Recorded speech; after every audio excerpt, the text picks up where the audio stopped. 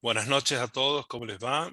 Otro viernes más, ya hace calor, la ciudad está insoportable con un tráfico horrible, pero no importa, acá estamos. Habría que pensar si vamos a seguir estando a las 8, porque a las 8 es como que es muy temprano, ya está es de día afuera.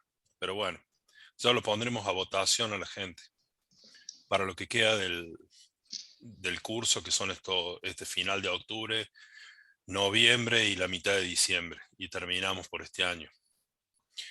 Eh, Hoy es la tercera clase de gastroenterología. Va a estar a cargo de... ¿Tercera o segunda, Leticia? Segunda, segunda. Segunda clase. Me agarro la duda. Sí, sí, segunda. Estoy definitivamente viejo. Eh, Está a cargo un amigo de todos, creo. Juan Manuel es una persona muy conocida por todos, muy querida por todos, de una familia arraigada en la comunidad médica de Catamarca. Un gastroenterólogo de amplísima experiencia, endoscopista, magistral. Hoy nos va a hablar de hemorragia digestiva alta y baja. Me acabo de enterar que es alta y baja. Yo hice la promoción con alta y solamente. Pero bueno, es mejor que en una sola vez veamos las dos. Yo creo que se van a divertir un poco. Espero que sea amena y que tengamos muchas preguntas al final. Leti. Bueno, Juan Manuel, y buenas noches a los colegas. Excelente, Juan Manuel, gracias por la participación en nombre de todo el colegio. Como dice el doctor, bueno, creo que vamos a aprender un poco de lo que es esta urgencia, es una de las causas más frecuentes de urgencia gastroenterológica.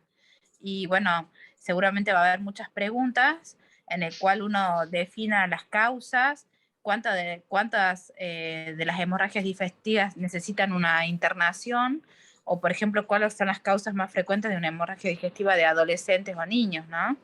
Hay muchas cosas por preguntar en algo tan frecuente y que uno ve en la guardia, cuando hace guardia en clínica médica o es médico de guardia, que lo ve tan frecuentemente o en el consultorio incluso. Así que bueno, espero que todos disfruten la charla y que sea amena, como dice el doctor. Muchísimas gracias.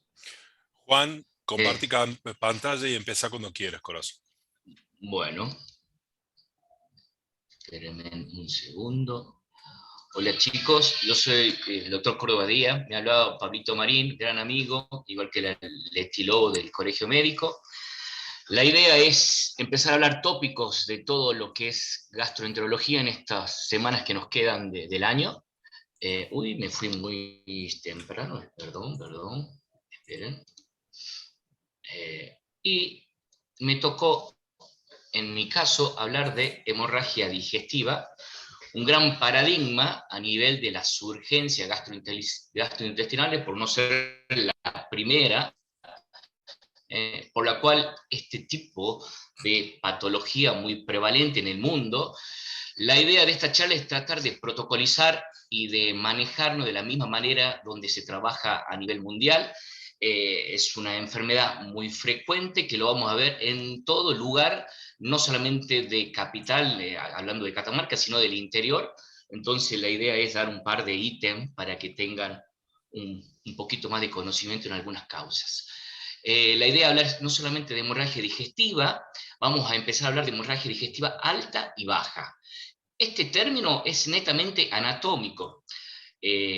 Literalmente se basa a través del ligamento del ángulo de Treis que se encuentra muy cercano al páncreas, entre la cuarta porción del duodeno, que el que limita si habla de una hemorragia digestiva alta, si es proximal, y si es distal a este ángulo, se denomina hemorragia digestiva baja. Juan ¿Qué Manuel, significa? no estás compartiendo pantalla. ¿En Nos estamos viendo, serio? te juro por Dios, nos estamos viendo la A carita ver, de pavos nosotros. ¿En serio? Te Mira juro. vos, mira, a ver, ya, mira, para que vamos a ver de otra vez, porque recién Perdón, yo si querés que charlemos, compartí. charlemos, no tengo problema.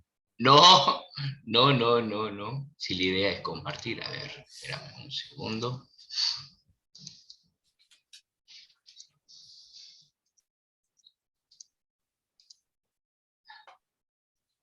Ahí, No, esperen. A ver. Perdón, gente. Compartir pantalla. Ahora me Ahí. está gustando. Ahora está. Me cambiaron el Ahí. Meet por el Zoom y se me cambió. Deja de llorar, Juan Manuel. Bueno, perdón chicos. Bueno, empezamos de vuelta. Vamos a empezar a hablar de... Ahora sí. Ahí se abre Busca, todo. busca la copita y hace presentación Muy bien. completa. Listo. Ahora sí. Ahí. Perfecto. Bueno, ahora sí empezamos. Bueno, volvemos un poquito para atrás. La idea es tratar de protocolizar todo este ítem, este paradigma que es la hemorragia digestiva, que es la principal urgencia a nivel de gastroenterología, que lo vamos a ver en todo servicio de clínica médica y de unidades de cuidado intensivo. Antes que nada, para clasificarlo, se divide en dos tipos, como hemorragia digestiva alta y como hemorragia digestiva baja. ¿Cuál es la localización o el límite? Es el ángulo de Treis, es un ligamento que se encuentra entre la tercera y cuarta porción del duodeno, que si es proximal al mismo se denomina alta, y si es distal hacia el ángulo de Treis se denomina baja. Si hago una pequeña síntesis, ¿cuáles serían los órganos que afectan a la hemorragia digestiva alta? Esófago, estómago y lo que es el duodeno, primera, segunda, tercera y hasta cuarta porción del duodeno. Mientras que la hemorragia digestiva baja, estamos hablando cuando es distal al ángulo del Treis, y afecta lo que es yeyuno, ilion y colon. Hay un nuevo paradigma últimamente, hace varios años, que habla en este intermedio que hay entre la hemorragia digestiva alta y baja, que es la hemorragia de origen oscuro, que es la que se está tratando de valorar y cambiar ese término por ser una hemorragia de intestino delgado. ¿A quién se considera este tipo de hemorragia de origen oscuro? Es distal al ligamento de Treis y proximal a la válvula iliocecal. ¿Qué significa? Que va a afectar todo lo que es yeyuno e ilio. Es un sangrado visible u oculto, de etiología desconocida, que persiste y recurre después de haberle realizado una endoscopía y una colonoscopia con características normales. Se puede manifestarse en forma moderada a través de la hematoquesia, de proctorragia, puede ser severa cuando hay un compromiso hemodinámico o el paciente se encuentra chocado, o a veces también es el común que se denomina la hemorragia de origen oculto, que es aquel tipo de sangrado sin evidencia en las deposiciones, que puede venir un paciente con sangre oculta en materia fecal positiva, que presenta algún grado de anemia hipo o microcítica, la cual estaríamos hablando de una hemorragia de origen oscuro. Este es un ítem nuevo, no voy a hablar de esto, pero para que tengan el concepto de qué se trata cuando hablamos de hemorragia de origen oscuro, donde ahora se implementaron grandes avances a nivel endoscópico, donde me imagino que ya todos escucharon de este término, la videoendocápsula. Acuérdense que tenemos aproximadamente entre 5 a 7 metros de intestino delgado, así que es imposible realizar, más que nada en nuestro medio, el tema de un tipo de endoscopía en ese sector. Está demostrado la enteroscopía intraoperatoria y demás, pero en nuestro medio no lo tenemos. En cambio, la videoendocápsula sí la tenemos en nuestro medio, la tiene el doctor Cisnero en el IGON, que es un excelente profesional que trabaja mucho con ese término, con ese tipo de estudio. Pero bueno, la idea nuestra, etiológica, la etiología muy chiquito de esta hemorragia de origen oscuro es menos de 40 años, generalmente la enfermedad de Crohn o algún tumor raro de intestino delgado. Y mayor de 40 años, que sí se puede llegar a visualizar más que nada en personas añosas, son las angiectasias y las enteropatías por antiinflamatorio. Y en menor medida algún también tumor de intestino delgado, pero es de muy baja frecuencia, tanto en la incidencia como en la prevalencia de los cánceres del aparato digestivo.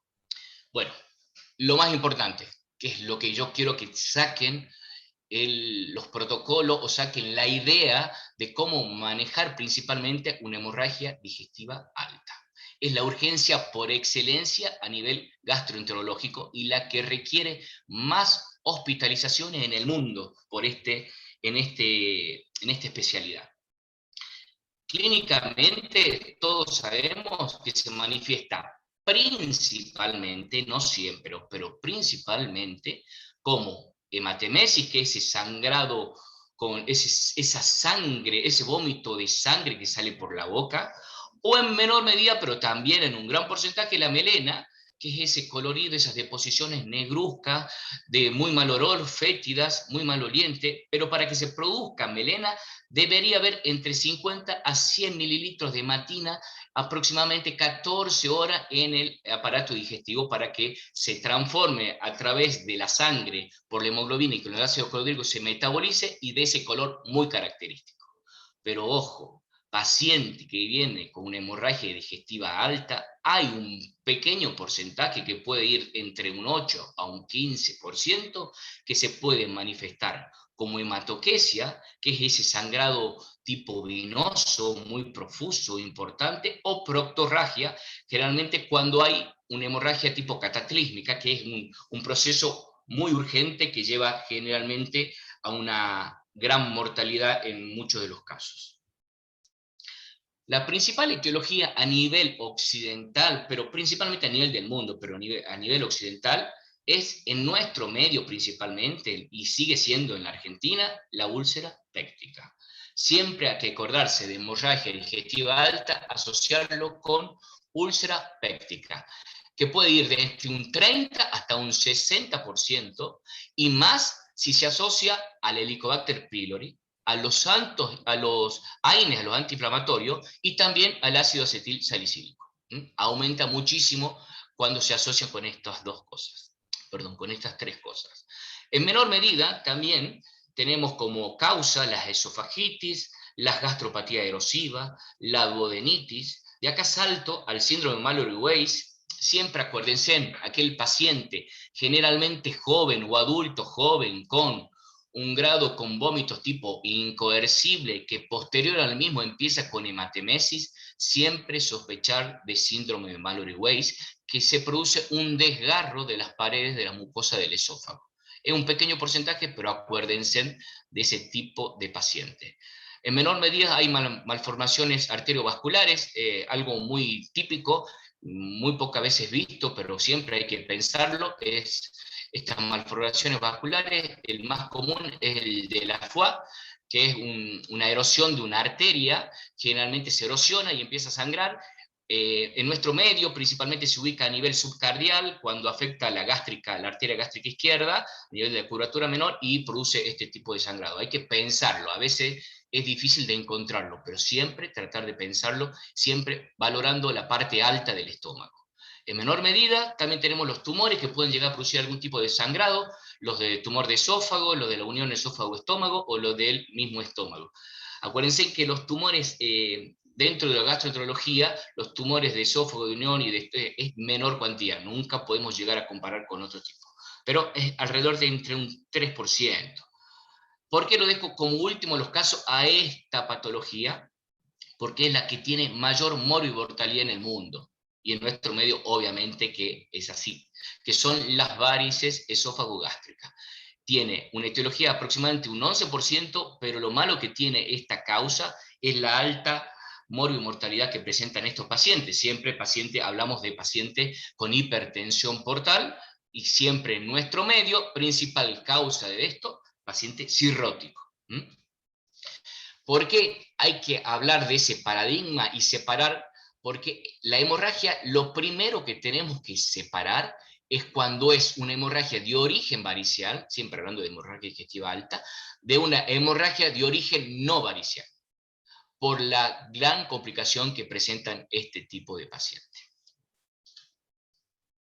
Epidemiológicamente, hay un estudio de Lane en el New England de Medicine, donde habla de la cantidad de incidencia que hay en Estados Unidos, alrededor de 150 hospitalizaciones cada 100.000 habitantes. Hay más de 5 millones de hospitalizaciones al año. En Europa van entre un 20 hasta un 60 hospitalizaciones cada 100.000 habitantes. Miren la cantidad de plata que se usa en este tipo de patología. Casi más de 4 billones de dólares. Lo bueno es que este último tiempo cambió muchísimo. Antes la mortalidad era muy alta. Se hablaba hasta de un 5, un 14%. Actualmente bajó muchísimo. porque hubo grandes cambios estos últimos años, que ahora lo vamos a ver seguidamente, y ahora hablamos aproximadamente un 2%. En Europa, miren, 10% de las hospitalizaciones generalmente requieren 3 a 4 hospitalizaciones en el año. Pero algo que siempre se tiene que tener en cuenta, paciente que venga con mayor de 80 años, descompensado, hemodinámicamente inestable, con muchas comorbilidades, hay más de un 20% que produce este tipo de hemorragia. A nivel mundial, la principal preocupación se produce a través de la morbimortalidad que hay en el mundo, pero también hay unos ítems que son muy importantes. Uy, ¿qué dice? Su conexión es inestable. ¿Me están escuchando bien? ¿Puede ser? ¿Me están escuchando? Sí, Juan, se te escucha. ¿Pablito? Juan, Sí, se te Juan, escucha. perfecto, Bueno, hermano. buenísimo. Seguí adelante, no te queremos molestar. Perfecto.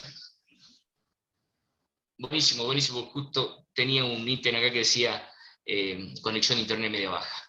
Bueno, esta preocupación, estos ítems, hay millones de papers realizados por estas cuestiones. La carga económica, increíble la cantidad económica que se gasta en todo lo mismo, tanto en hospitalizaciones, en los medicamentos, en las endoscopías que se realizan, en las transfusiones. Por eso son ítems de gran estudio que se hacen todo el tiempo. Pero lo bueno que tiene la hemorragia digestiva alta, hay un estudio de un chino en el Lancet en el 2013, que cambió el paradigma, muy bueno, porque en los últimos años, las últimas décadas, cambió muchísimo la hemorragia digestiva. Ojo, estoy hablando de la hemorragia digestiva no varicial, por estos ítems que aparecen. Que se identificó uno de los principales causas de la úlceras pépticas, que es el Helicobacter pylori. Acuérdense, es una bacteria con una alta prevalencia en Argentina. En nuestro medio se habla entre un 10 y un 15%, muy alta.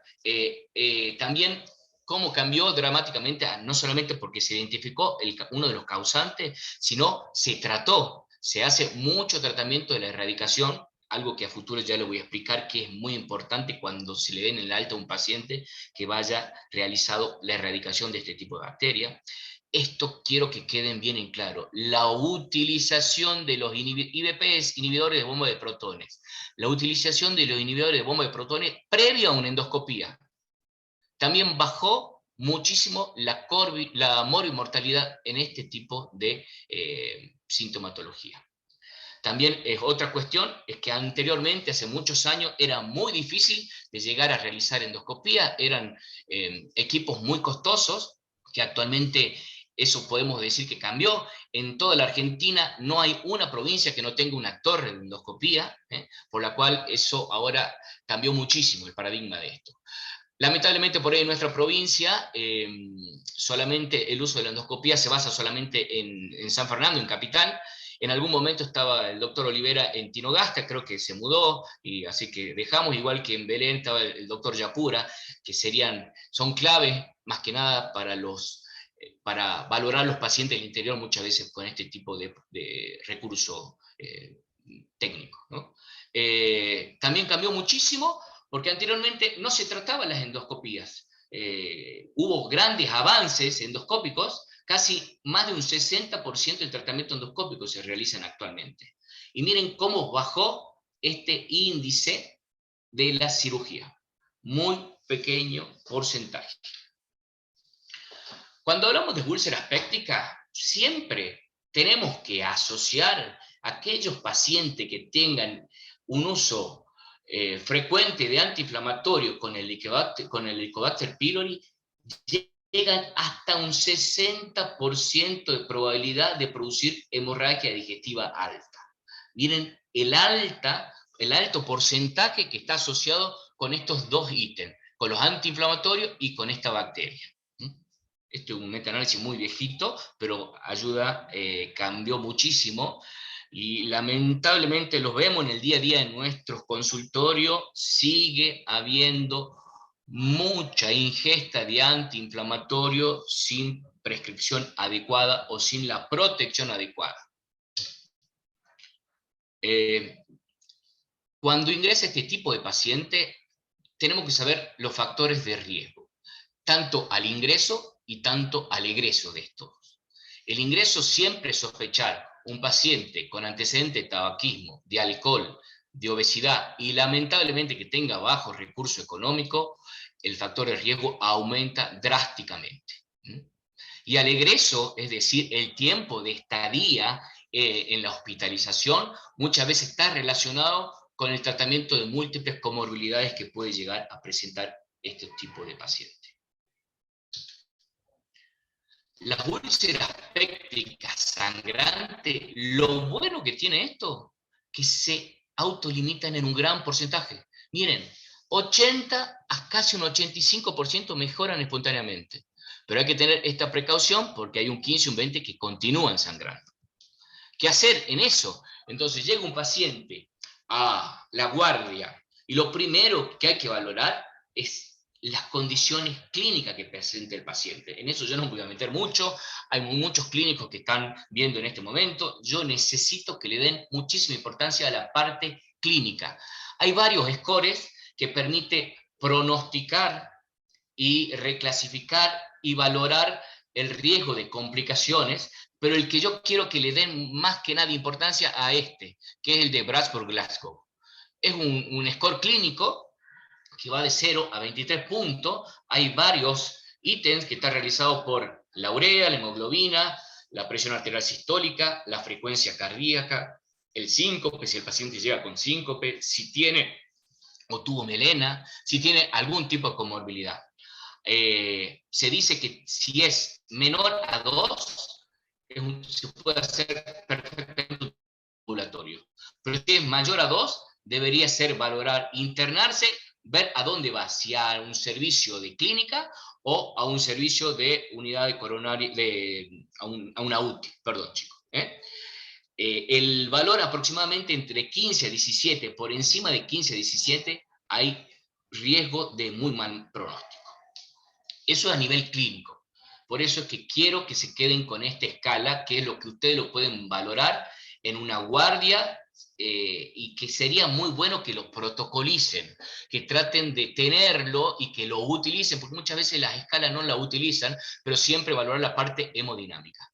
En esta parte, que es muy del gastroenterólogo y muy de los endoscopistas, yo quiero que se adecúen a la terminología porque es muy importante que sepan qué significa esta escala de Forres. La escala o la clasificación de Forres clasifica las lesiones, lo más importante que predice el riesgo de resangrado, de mortalidad y también permite ayudar a ver qué tipo de tratamiento terapéutico, no solamente endoscópico, sino también clínico. Esta clasificación va de 1 a 3. 1 se divide en 2. 1A, que es el sangrado arterial en chorro. 1B, que es un sangrado venoso. El 2A, que es el vaso visible. El 2B, que es el coágulo adherido. El 2C, que es la suciedad hemática. Y el 3, que es la fibrina. Por favor, acuérdense de este tipo de clasificación porque ustedes lo van a permiten valorar a futuro el paciente cuando esté en clínica médica o en la sala de terapia intensiva. Miren el alta chance de resangrado que persiste en esto con el 1A, el 1B, el 50 y el 1B, y el 2A, que es hasta el 30%. Estos tres, el sangrado arterial, el venoso y el vaso visible, tienen indicación de terapia intensiva. En cambio, el 12 y el 3 perfectamente se lo puede manejar en clínica médica. Este, que es el 2B, está en el medio de los dos. ¿Por qué? Las guías hablan de que cuando encontramos un coágulo adherido hay dos alternativas por parte del endoscopista. De remover el coágulo, se lo puede remover con una especie de... nosotros tenemos un aparatito que lo metemos en el canal de trabajo del endoscopio, que puede ser una pinza de biopsia o puede ser una ansa de polipectomía cerrada, lo removemos al coágulo y dependiendo de lo que encontremos al remover al coágulo, podemos ver si hay algún vaso visible o puede empezar a sangrar o puede empezar no solamente a nivel como un chorro arterial o en APA, y ahí sí o sí debemos hacer un tratamiento endoscópico, que ahora ya le voy a explicar de qué se trata. En cambio, si removemos el coágulo y no encontramos nada, la conducta es expectante y lo podemos mandar con ciertas precauciones a clínica médica.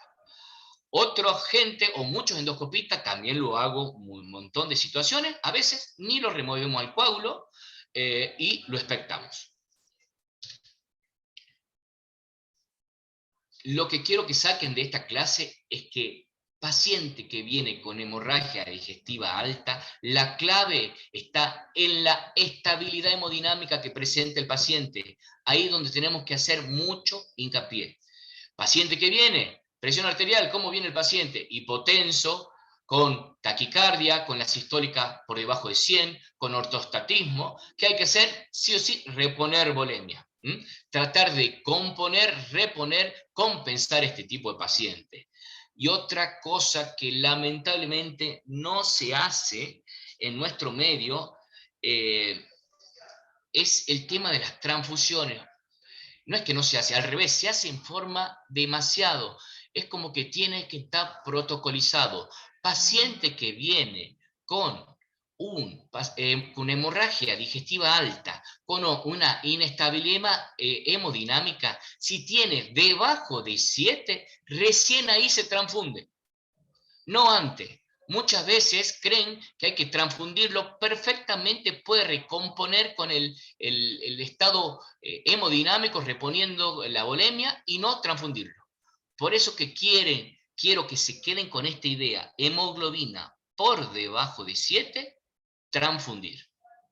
Pero hay excepciones. Y en este caso estamos hablando de la hemoglobina por debajo de 9, más que nada paciente que tenga comorbilidades cardiológicas, que venga de un ángulo inestable, de un infarto, que tenga algún tipo de patología cardiológica, hay que transfundirlo cuando cae por debajo de 9 la hemoglobina. También se debería realizar, si tenemos los recursos, es de hacer una endoscopía dentro de las primeras 24 horas. El tratamiento de este tipo de pacientes se da principalmente a través de estos 4 ítems. Primero, tratar las comorbilidades. Paciente joven que viene sin ningún tipo de comorbilidad, generalmente es un paciente que tiene una altísima chance de mejorar. En cambio, un paciente añoso con muchas comorbilidades, que tiene comorbilidades cardiológicas, infartado, ACV, que tiene algún otro tipo diabético y demás, siempre hay que valorar este tipo de tratamiento previamente porque está asociado a la descompensación del mismo. El tratamiento farmacológico está basado literalmente en la utilización de inhibidores de bomba de protones. Saquen la idea de utilizar ranitidina. Ranitidina no se usa, está demostrado científicamente que no mejora ni la cicatrización y la fibrinolisis no la retarda, salvo un poco. Esto cambió muchísimo. Por eso es importante que el sistema de salud provee este tipo de medicamentos. Los inhibidores de bomba de protones tiene que haber en todo servicio hospitalario, en unidades de terapia intensiva, y también se utiliza en clínica médica, en clínica médica también en algunas situaciones. Acá llegamos a la parte que a mí me encanta, que es la parte de la hemostasia endoscópica, donde se hace diferentes tipos de tratamientos, vamos a llegar, y lo otro es cuando hay un fracaso endoscópico, se puede retratar el mismo. El tratamiento farmacológico, volvemos a repetir un poquito, de la hemorragia digestiva alta, no varicial, está dada por los inhibidores de bomba de protones, por el omeprazol, por el pantoprazol, por el esomeprazol endovenoso. Acuérdense, siempre se debe hacer un tratamiento con omeprazol endovenoso. ¿Por qué? Porque disminuye el riesgo, disminuye las complicaciones, disminuye el riesgo de sangrado, disminuye el FORRE, disminuye todo. Por eso es clave la utilización de esta droga. Otra cosa muy importante es que paciente que haya sangrado, que se haya compensado, cuando se va de alta o en el misma internación, tratar de empezar y que se vaya con la erradicación del Helicobacter pylori. Se puede hacer en triple, 4 esquemas. Acuérdense que la erradicación del Helicobacter pylori está basado en un inhibidor de bomba de protones, que puede ser omeprazol, dexoprazol, lansoprazol, pantoprazol, cualquiera de eso, con 2 antibióticos, generalmente en nuestro medio, con la amoxicilina, claritomicina, Hay otros también que entre la amoxicilina y también la levofloxacina, y también se puede utilizar cuando hay algún tipo de alergia a la amoxicilina con la claritro, el metronidazol y la levofloxacina. Pero quédense con esta palabra: cuando se va de alta hay que erradicar el Helicobacter pylori, porque está demostrado que si no lo erradicamos, la alta chance al año que produzca un resangrado es muy alta, casi hasta un 70 o un 80%.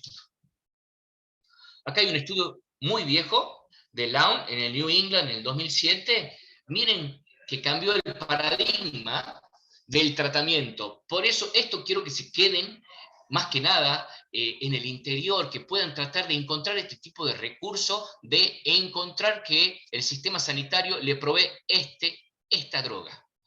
¿Por qué? Miren, el omeprazol previo a una endoscopía, no estamos hablando como puede ser nosotros, que lo tenemos en diferentes partes de acá de Capital, que hay 4 o 5 lugares que tenemos torre de endoscopía que podemos realizarlo en cualquier momento. Estamos hablando de que en cualquier parte del interior podemos disminuir el tratamiento de sangrado, de endoscopía, del sangrado activo con la utilización de esta droga.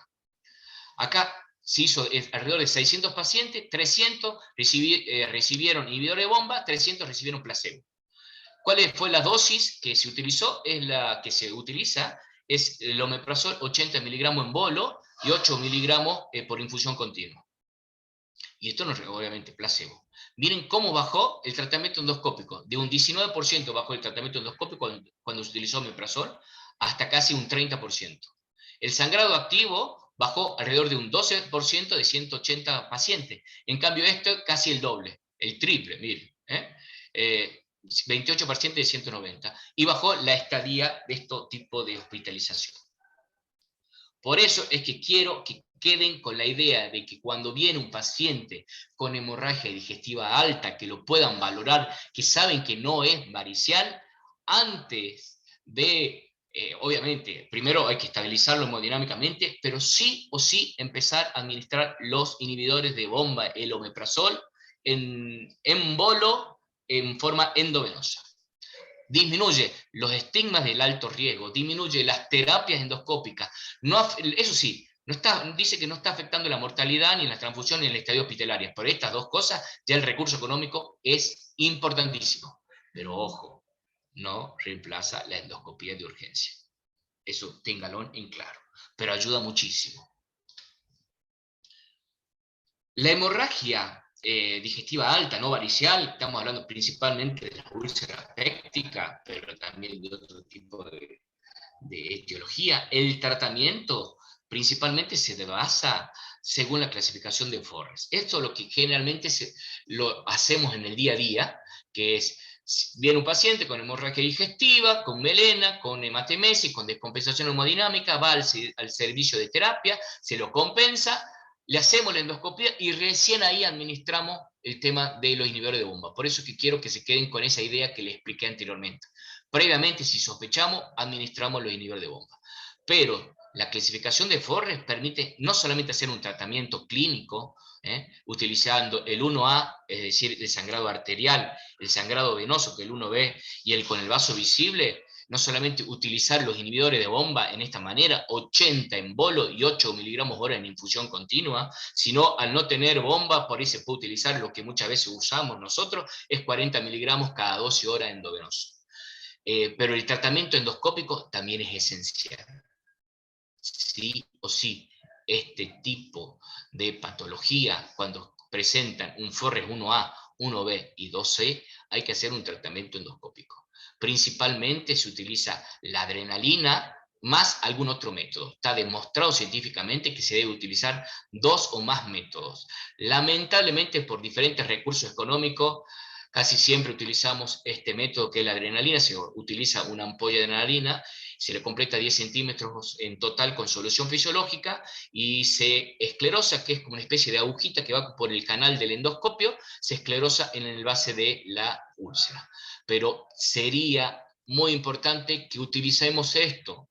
un método térmico o un método mecánico. El método térmico está dado, ya vamos a hablar un poquito más, como el electrocauterio que podemos hacer a través de una sonda mono bipolar o el Hydro-Proud. Y el mecánico es el que está muy en uso con la utilización de los hemoclips. Ya vamos a hablar un poquito más de eso. Este tipo, miren, los 2C, es decir, cuando tiene el coágulo adherido y cuando tiene la fibrina, el 12, perdón, cuando encontramos con la suciedad hemática y con la fibrina, estos no necesitan terapia endoscópica y tampoco necesitan inhibidores de bomba endovenosos. Con un inhibidor de bomba a doble dosis, suficiente por vía oral. ¿Cuáles son los tratamientos endoscópicos que nosotros, los gastroenterólogos y los endoscopistas, utilizamos? Siempre hay que utilizar 2 o más métodos. El que utilizamos todo es la adrenalina 1 en 10.000, es el que le acabo de explicar, ampollita de adrenalina que lo conseguimos en todos lados, con un inyector, que esta agujita especial que utilizamos con el endoscopio, lo ponemos a través del endoscopio, tiene un canal de trabajo al costado del mismo, y se esclerosa la úlcera.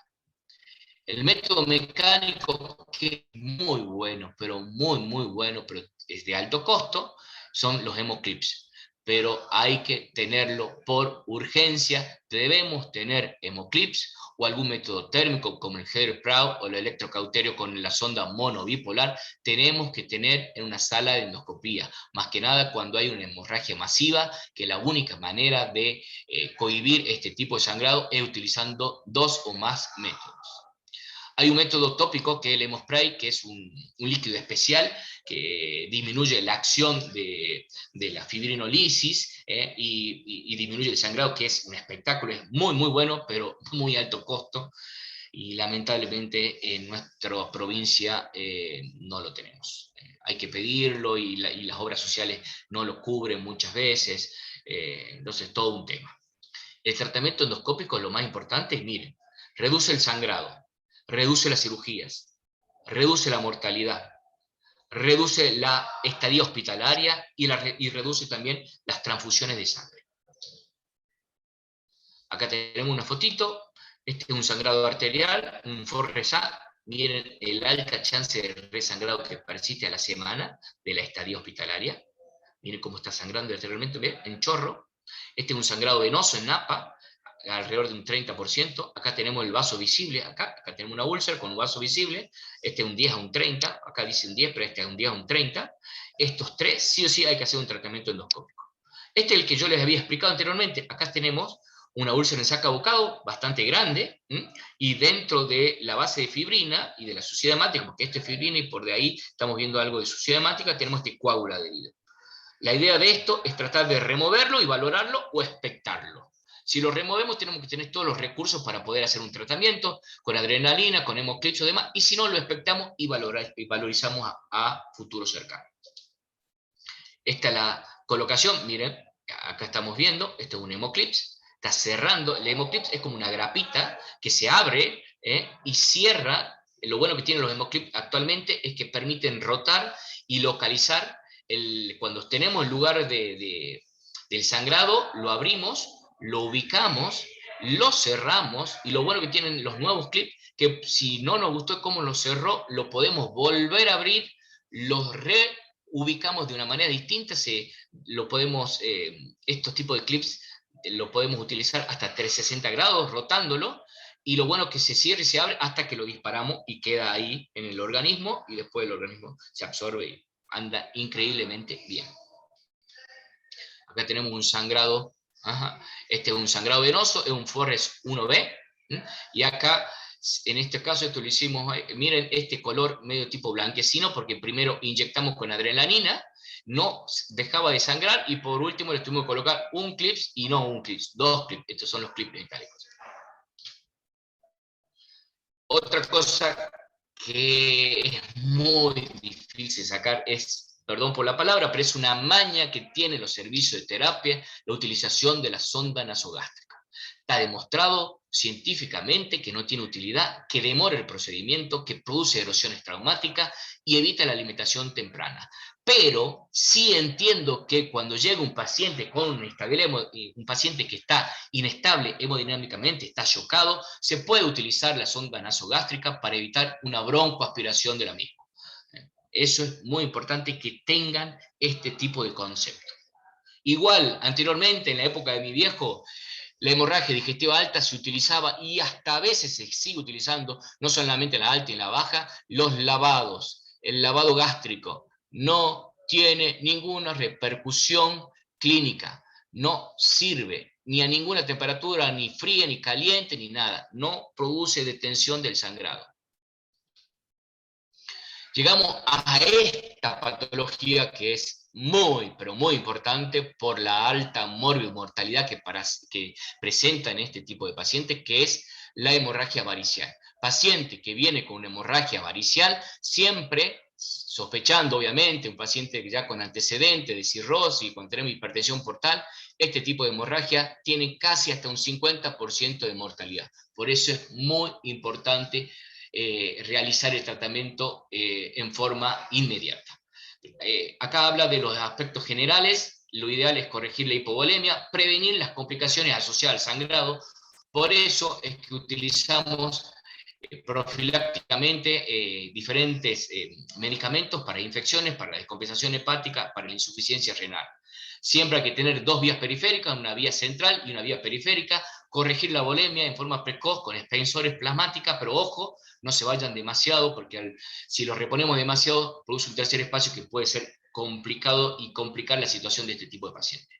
Se debe mantener la hemoglobina entre 7 y 9, hay excepciones, obviamente, si es un sangrado activo, se puede utilizar y transfundir en el mismo momento, y más en aquellos pacientes que tienen enfermedad cardiovascular. En sí no hay una indicación precisa, pero podríamos utilizar plasma fresco congelado en aquellos pacientes cirróticos con hemorragia varicial cuando tenemos plaquetas por debajo de 50 o 40.000 mililitros. Esto es muy importante. El paciente que viene con hemorragia varicial, lo que tenemos que hacer cuando entra, prevenir, porque tiene una alta chance de complicaciones por las infecciones bacterianas. Por eso en un paciente que viene con un sangrado varicial, entra, y aparte de la cuestión hemodinámica, debemos administrar antibióticos profilácticamente. En nuestro medio utilizamos la ceftriaxona y la ciprofloxacina endovenosa. También es muy importante, en un paciente con hemorragia varicial, está demostrado que tiene una alta chance de producir una encefalopatía hepática. Por eso es importante cuando ingresa utilizar la lactulosa, el lactulón, a una dosis de 25 cada 12 o de 15 cada 8, para tratar de producir evacuación intestinal, evitar el sobrecrecimiento bacteriano, evitar la reactivación de una probable peritonitis bacteriana espontánea. Y lo otro también es muy importante, la insuficiencia renal aguda, que puede producir este tipo de sangrado varicial, cuando hay una hipovolemia, cuando hay infecciones bacterianas. Justo acá no podemos ver, pero bueno, es la acción de drogas nefrotóxicas. Acuérdense que también está dada el síndrome hepatorenal. El síndrome hepatorenal tiene una alta chance de mortalidad en muy poco tiempo. Hay dos tipos. Eso es muy importante, que lo sepan valorar. Cuando hacemos un tratamiento, siempre se debe valorar dentro de las primeras 12 horas un tratamiento endoscópico.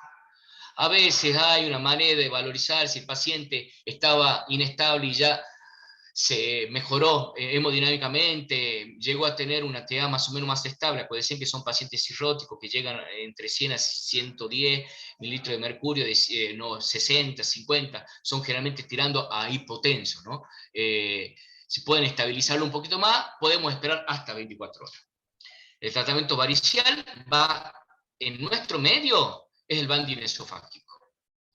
Pero miren, con todos los recursos que tenemos actualmente, a pesar de todo, es todo un tema, porque muchas veces en nuestro servicio es toda una situación encontrar, a veces por hemorragia varicial, tener el banding esofágico, porque las obras sociales no lo cubren, porque tenemos que llevar al proveedor que nos dé en el mismo momento, y a veces empiezan con que no le dan, que le dan por parte de, lo tiene que pagar el paciente, y después lo repone la obra social. Pero en esto no tenemos que perder tiempo. Es importantísimo tener un banding esofágico a mano para poder hacer la erradicación, el tratamiento de esta hemorragia varicial. Cuando no llegamos a tener, se puede usar esclerosante, se puede esclerosar con AET. Anteriormente también se usaba el alcohol al 50%, está demostrado científicamente que no tiene tantos recursos, pero a veces entre hacer versus no hacer, a veces se llega a utilizar. Sepan que también se utilizan otros tipos de fármacos, que son drogas vasoactivas como el octreotide y la terlipresina, son análogos de la somatostatina y la vasopresina, son muy muy buenos, pero tienen un alto costo. En Catamarca no lo usamos nunca, no está, es muy difícil. Yo estando en Buenos Aires he usado mucho el octreotide, pero porque era un hospital de derivación, entonces muchas veces teníamos este tipo de material, pero es muy difícil, muy caro y no llega lamentablemente a nuestro medio. Pero sí es bueno que trate todo servicio de terapia que tenga esta sonda. La sonda de Saint-Blackmore es una sonda con doble balón que se utiliza en el esfínter esofágico superior y el inferior por debajo del mismo, que con un mecanismo mecánico comprime las varices. Lo único que hay que tener precaución porque no se utiliza entre 6 a 12 horas porque tiene una alta posibilidad o riesgo de perforación. Pero sería increíblemente útil que todos los servicios de endoscopía tengan esto. Miren, acá estamos viendo, esto es una hemorragia varicial, acá tenemos, esto es el esófago, acá hay hematina y sangre activa, esto es un cordón varicial, generalmente se lo divide en dos tipos, mayores o menores 5 milímetros, para decir que son grandes o pequeñas, este es más grande, son mayores 5, está sangrando, y acá estamos utilizando las bandas esofágicas, este es el banding esofágico, estamos cohibiendo en este tipo, con un mecanismo de succión, se coloca estas banditas, estas cuestiones negritas que aparecen acá, se succiona y se coloca en diferentes lugares. Generalmente van de 6 a 7 banditas por bandas esofágicas. La hemorragia varicial debe practicarse dentro de las primeras 12 horas del ingreso, aunque como le habíamos dicho, hay algún tipo de flexibilidad en aquellos que están estables hemodinámicamente. Miren, este paper es muy bueno, es del New England, del año pasado, donde habla del tiempo endoscópico en las hemorragias agudas. Lo separa en dos ítems, que son la endoscopía urgente, menos de 6 horas, y la endoscopía temprana, de 6 a 24 horas. Miren, los dos tienen menor mortalidad. Hay una evidencia bastante controvertida, porque los puntos finales del artículo hablaba de la muerte en cualquier causa dentro de los primeros 30 días, puede haber el resangrado, el tratamiento que se utilizaba, la estancia hospitalaria en terapia, el retratamiento endoscópico, la hemostasis que se produce por cirugía o por embolización, las transfusiones sanguíneas y los diferentes efectos adversos dentro de los 30 días. Pero la clave de este artículo, aunque no crean, y muchas veces los terapistas a veces nos presionan mucho a los endoscopistas, es que la endoscopía urgente no conduce a una menor mortalidad ni a una menor incidencia de resangrado que la endoscopía temprana. Cambia el paradigma este paper. Dice que la endoscopía urgente se observa mayor cantidad de úlceras pépticas con sangrado activo o estigma de sangrado reciente, lleva a mayor tratamiento endoscópico, pero tiene mayor mortalidad y resangrado en la endoscopía urgente. Entonces, contrasta fuertemente con la hipótesis al principio. Por eso, en la parte que quiero que se queden con la idea de una hemorragia digestiva alta, que la clave está dada por la estabilidad hemodinámica que se hace en un servicio de terapia intensiva. Obviamente que la endoscopía ayuda muchísimo, pero no hay que salir corriendo. Si un paciente viene con hemorragia digestiva alta y está sangrando de mala manera, y yo entro en ese momento, no me sirve de nada, gasto más recurso económico, lo puedo descompensar al paciente, se puede chocar. Entonces tenemos un tiempo entre 6 a 24 horas para poder realizar este tipo de terapéutica endoscópica. Bueno, eso es la idea, que queden con hemorragia digestiva alta. Y ahora vamos a ponerme, demoré demasiado en hemorragia digestiva alta, voy a tratar de hablar de hemorragia digestiva baja un poquito más sintético. ¿Saben? ¿Me están escuchando todos bien, cierto? Sí, sí, clarito, bien clarito. Juan, y estuviste bárbaro. Tomaste el tiempo que necesitas. Sí.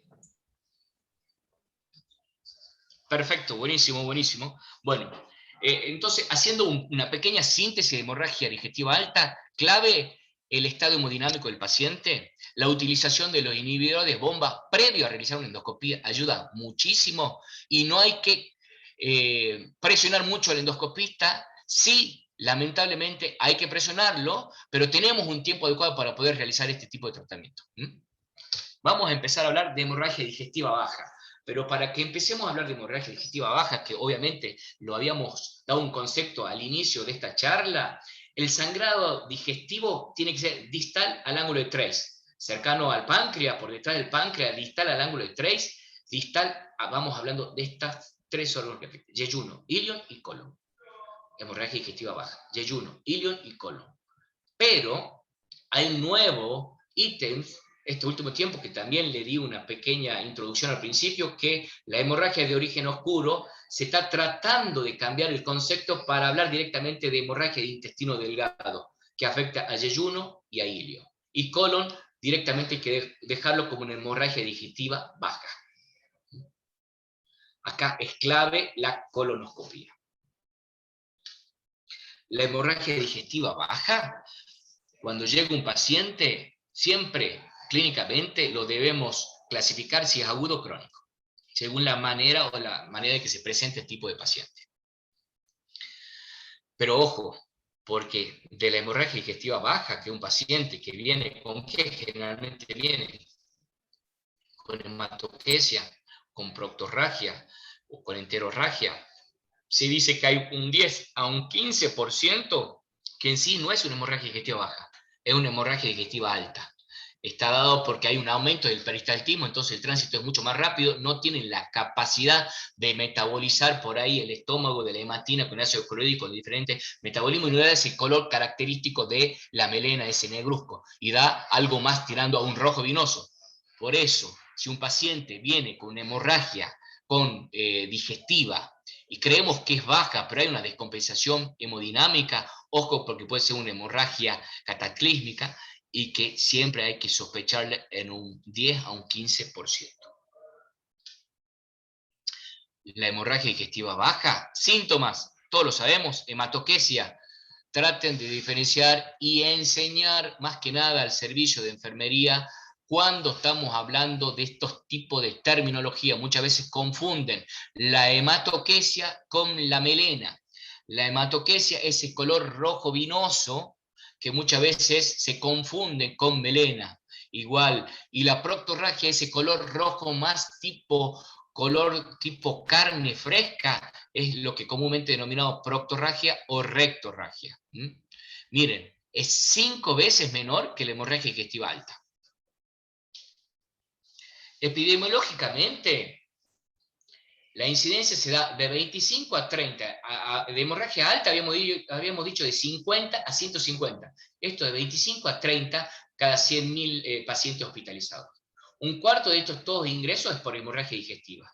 Entre 80 a 200 personas, ojo, al igual que hemorragia digestiva alta, se produce mayores de 80 años, y ojo porque tiene mayor riesgo de morbo y mortalidad de este tipo de pacientes.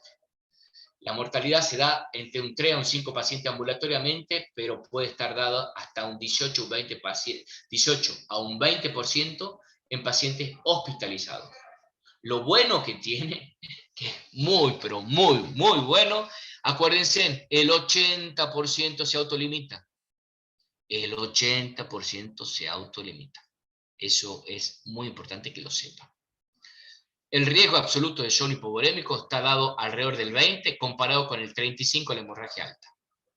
Y la necesidad de transfusión está dada de hasta un 36%, comparado con casi un 70% de una hemorragia digestiva alta. Miren la diferencia. Por eso siempre hay que darle muchísimo mayor importancia a una hemorragia digestiva alta que una baja. Pero, ojo, no quedarse solamente con ese concepto de que se autolimita. ¿Cuál es la idea cuando viene un paciente? Obviamente, igual que cualquier tipo de hemorragia, es la estabilidad hemodinámica, la reanimación, tratar de compensar este tipo de paciente y diferenciar si es un paciente estable versus un paciente inestable.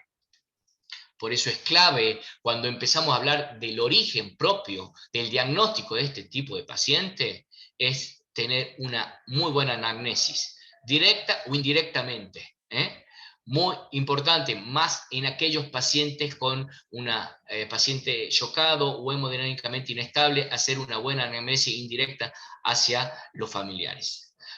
valorar bien los antecedentes personales. Y bueno, me olvidé también en hablar de hemorragia digestiva alta, cuando hay un examen físico, toda la parte clínica que ustedes ya la saben, la tensión arterial, la frecuencia cardíaca, los signos de hipoperfusión periférica, cuando el paciente se encuentra ortostático, taquicárdico, con ortostatismo, con hipotensión, siempre descartar la hemorragia digestiva alta, que a veces por la inestabilidad del paciente. Sospechar. Quédense con la idea que viene un paciente descompensado con una probable hemorragia digestiva baja, sospechar también que puede ser una hemorragia digestiva alta. Pero no se olviden de, en el examen físico, que no lo puse acá, de el tacto rectal. El tacto rectal hay que hacerlo a todo paciente que ingresa por hemorragia digestiva. Es algo muy barato, lo hacemos todos. Hay que valorizar y hay que protocolizar este tipo de realización. Cuando hablamos de hemorragia baja, como dije anteriormente, está dada la inestabilidad hemodinámica cuando hay una pérdida de 20% del hematocrito, cuando hay necesidad de transfusiones mayor de 2 unidades en cualquier momento del ingreso, o cuando hay un reingreso después de la alta, menos de 24 horas, estamos hablando de un paciente con altas chances de complicaciones. Hay diferentes escalas pronóstico de gravedad, hay una de Noblitz, una de Aoeki, que son muy buenas, pero siempre, más que nada, está dada por la parte clínica, por lo que ya habíamos hablado anteriormente, que es la estabilidad hemodinámica. Cuando hablamos de la etiología de este tipo de hemorragia, en niños y adolescentes siempre hay que pensar de divertículo de Meckel, de pólipos juveniles, pólipos inflamatorios, y de enfermedad inflamatoria intestinal. En adultos mayores de 50 años, siempre pensar en hemorroides y más asociar en patología orificial. Y menores de 50 años. Y en mayores de 50 años, siempre pensar en hemorragia por divertículos, por angiodisplasias o angiostasia, que es la misma terminología. Hay otras causas que ya van a ir viendo, pero acuérdense de estas patologías: divertículo, angiostasia y hemorroides. Como lo dijimos anteriormente, el 85% de los casos se autolimita. Es un concepto que tienen que quedarse, eso es muy bueno, pero ese 20 o a un 15% hay que tener mucha precaución. ¿Por qué? Si está asociado a antiinflamatorio, a enfermedades vasculares, hay una íntima asociación con la angiodisplasia, con la estenosis aórtica, pacientes que tienen hepatopatía crónica, los cirróticos también aumentan la hipertensión portal y también tienen riesgo de a veces producir una hemorragia, no solamente varicial, sino una hemorragia de las hemorroides de origen superior, no del origen inferior, de las hemorroides del tracto de origen superior. Y si tiene antecedentes de hemorragias previas, si tiene coagulopatía o antecedente cárcel, esto hay que tener mucha precaución, porque al tener este tipo de comorbilidades aumenta muchísimo el riesgo de complicaciones. Siempre pensar en hemorragia en adultos, la enfermedad diverticular como primer ítem. Pero hay que acordarse que la patología anorrectal u orificial en segundo ítem es muy frecuente. Cuando hablamos de patología anorrectal u orificial, estamos hablando de hemorroides, de fisuras, principalmente, de fístula en menor medida. No se olviden de la colitis isquémica. La colitis isquémica siempre sospechar en pacientes añosos que vienen con dolor abdominal, que pueden producir una colitis isquémica de la mesentérica, una colitis isquémica parcial. Aunque no crean, la enfermedad inflamatoria acá lo ponen en cuarto ítem. En nuestro medio, hablando de Catamarca, no es tan lejana. Hay muchos pacientes con colitis ulcerosa y con enfermedad de Crohn en Catamarca. No se hace un estudio, lamentablemente, pero sería muy bueno, porque no sé por qué motivo en nuestro medio hay una alta prevalencia de este tipo de patologías. Siempre un gran ítem son las neoplasias, el cáncer de colon.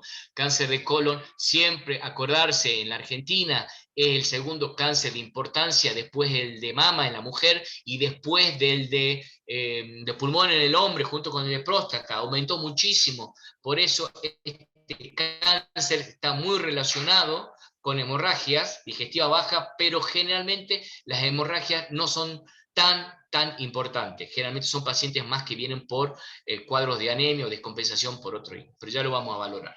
Y siempre acordarse en las alteraciones vasculares. Miren, acá estamos hablando de patología orificial. Cuando venga un paciente con hemorragia digestiva baja, hay que valorar y hacer una inspección de la zona anal. Acá miren cómo está abriendo el esfínter anal, lo está tratando de abrir, y mire, acá estamos viendo una fisura con un sangrado. Acá tenemos una trombosis hemorroidal, con una fluxión hemorroidal, y está sangrando, se salió el trombito que está dentro del hemorroide interno. Y acá tenemos también, esto es el endoscopio, visto por retroflexión hacia atrás, y estamos viendo en forma, es como que el endoscopio lo ponemos dado vuelta, y estamos viendo las hemorroides internas en esta zona. Acuérdense de tienen criterio de ingreso aquellos que tienen coagulopatía severa y presentan esta patología. Ojo, porque muchas veces la menosprecian y muchas veces se da en ciertas personas que vienen con unas anemias crónicas de cierta índole muy importante y la única patología que presenta son hemorroides internas. No dudar, no solamente sospechar de cáncer o de enfermedad diverticular o de enfermedad inflamatoria intestinal, sino este tipo de patología es muy frecuente en nuestro medio. Hay que separar las hemorragias digestiva baja, que sean de bajo débito, de alto débito o algún otro tipo de el débito intermedio. Miren, de bajo débito, es decir, que tiene un sangrado no tan importante, tenemos la colitis ulcerosa y la enfermedad de Crohn, la colitis isquémica, la colitis actínica, la colitis infecciosa. De alto débito, siempre hay que pensar en divertículos y siempre hay que pensar en angiectasia. Más que nada en pacientes añosos o por debajo, por encima de 50 años pensar en divertículos. También en angiectasia, a medida que uno va creciendo, tiene mayor riesgo, a medir de 60 en adelante, tiene mayor riesgo de producir sangrado este tipo de angiectasia, más si tienes comorbilidades cardiológicas. Ojo, que el alto débito, eso es una cuestión para nosotros, para los endoscopistas, para los gastroenterólogos.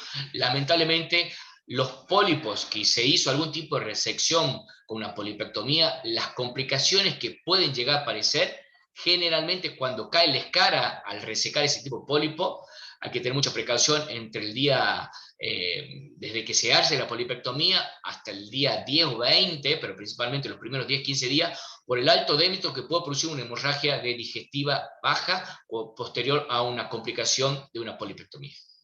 En menor cuantía en el débito, las neoplasias pueden sangrar moderadamente o a veces menor. Se valora si es izquierda o derecha. La derecha generalmente produce más cuadros de sangrado y la izquierda generalmente es casi un cuadro más de obstrucción o de cambio del ritmo evacuatorio. Y la patología orificial, lo que habíamos visto anteriormente.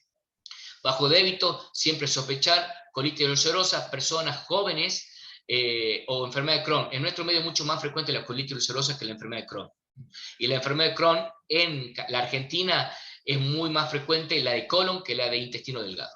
Colitis isquémica, siempre sospechar en pacientes añosos con comorbilidades cardiológicas o por encima de 50, 60 años que tengan sangrado de bajo débito, pero aparte estén asociados con dolor abdominal. La colitis actínica, acá interfiere mucho la anamnesis. Son pacientes que recibieron rayos, entonces puede ser muy frecuente. La colitis actínica puede llegar a sangrar hasta 20 o 30 años posterior al uso de radioterapia. Y la colitis infecciosa, obviamente, sospechar de un cuadro bacteriano o viral, ¿no? Pero lo que quiero que se queden con la idea que paciente que viene con hemorragia de alto débito, siempre hay que sospechar de estas dos patologías, divertículo y angiectasia. Acá estamos viendo, miren, en este caso acá pudimos llegar a ver un coágulo dentro de un ostión diverticular. Es muy difícil de llegar a valorar, pero en este caso lo pudimos llegar a valorar. Acá tenemos hematina, acá tenemos estos ostios diverticulares, miren, estos agujeritos que se encuentran ahí, son divertículos. Acá lo tenemos un poquito más cercano, estos divertículos que tienen una alta prevalencia en nuestro medio, acá también, está sangrando. Acá miren, sangrado, paró parcialmente, porque acá tenemos resto de materia fecal, pero acá pudimos llegar a localizar el coágulo adherido. ¿Qué se hace si encontramos este tipo de hemorragia y paró de sangrar y encontramos el sitio de sangrado? Se hace un tratamiento terapéutico endoscópico. Se puede esclerosar y se puede hasta colocar un clip. Muy difícil de encontrar el sitio de sangrado en una hemorragia digestiva baja, masiva. El sitio del sangrado es muy difícil de encontrar. Acuérdense de los pólipos pueden llegar a sangrar. Miren, este pólipo, esta cabeza congestiva, esta congestión puede llegar a producir algún tipo de sangrado. Este es un pólipo de gran tamaño, miren este. Esto es un pacientito mío que tiene una enfermedad de Crohn. Esta es la válvula iliocecal y está afectado. Acá hay edema, un poquito de congestión, hay unas ulceritas chiquititas. Es una enfermedad de Crohn que está afectado el fondo del ciego y por un poquito el hilo terminal. Estos, acuérdense que también pueden llegar, pueden llegar a producir hemorragias. Siempre sospechar. Este paciente es el mismo. Miren, acá está la úlcera. Estos vasitos, justo no encontré una foto mejor, pero bueno, estos son las famosas angiectasias. A veces son mucho más grandes. Hay que tener muchísima precaución porque cuando sangran puede producir una hemorragia con inestabilidad hemodinámica, pero es muy frecuentemente. Lo bueno es que ahora actualmente podemos llegar a hacer tratamiento. Anteriormente no se hacía este tipo de tratamiento, no teníamos los recursos. En el Pasteur, y creo que en el Pasteur y en otro lado, tiene el argón plasma. El argón plasma es un método de tratamiento en forma de, se coloca con una sondita especial que se lita un líquido especial, un aire especial que va a cohibir el sangrado de este tipo. Pero también se puede utilizar electrocauterio con mono o bipolar. Se hace, lamentablemente, es el argón de los pobres, decimos nosotros, porque también sirve y ayuda muchísimo a utilizar este tipo de tratamiento terapéutico en esta patología. A ver, quedó muy grande esto, pero bueno, siempre una hemorragia digestiva baja, hay diferentes protocolos. Lo que siempre hay que tener precaución es cuando hay estabilidad hemodinámica o no. Por eso acá si hay compromiso, se hace una resucitación hipovolémica, siempre sospechar de una hemorragia alta, entonces se debería hacer una endoscopía alta. Si hay diagnóstico, se trata. Si no es alta, ya pasamos a tratar de a compensar al paciente y ya pasamos a este ítem.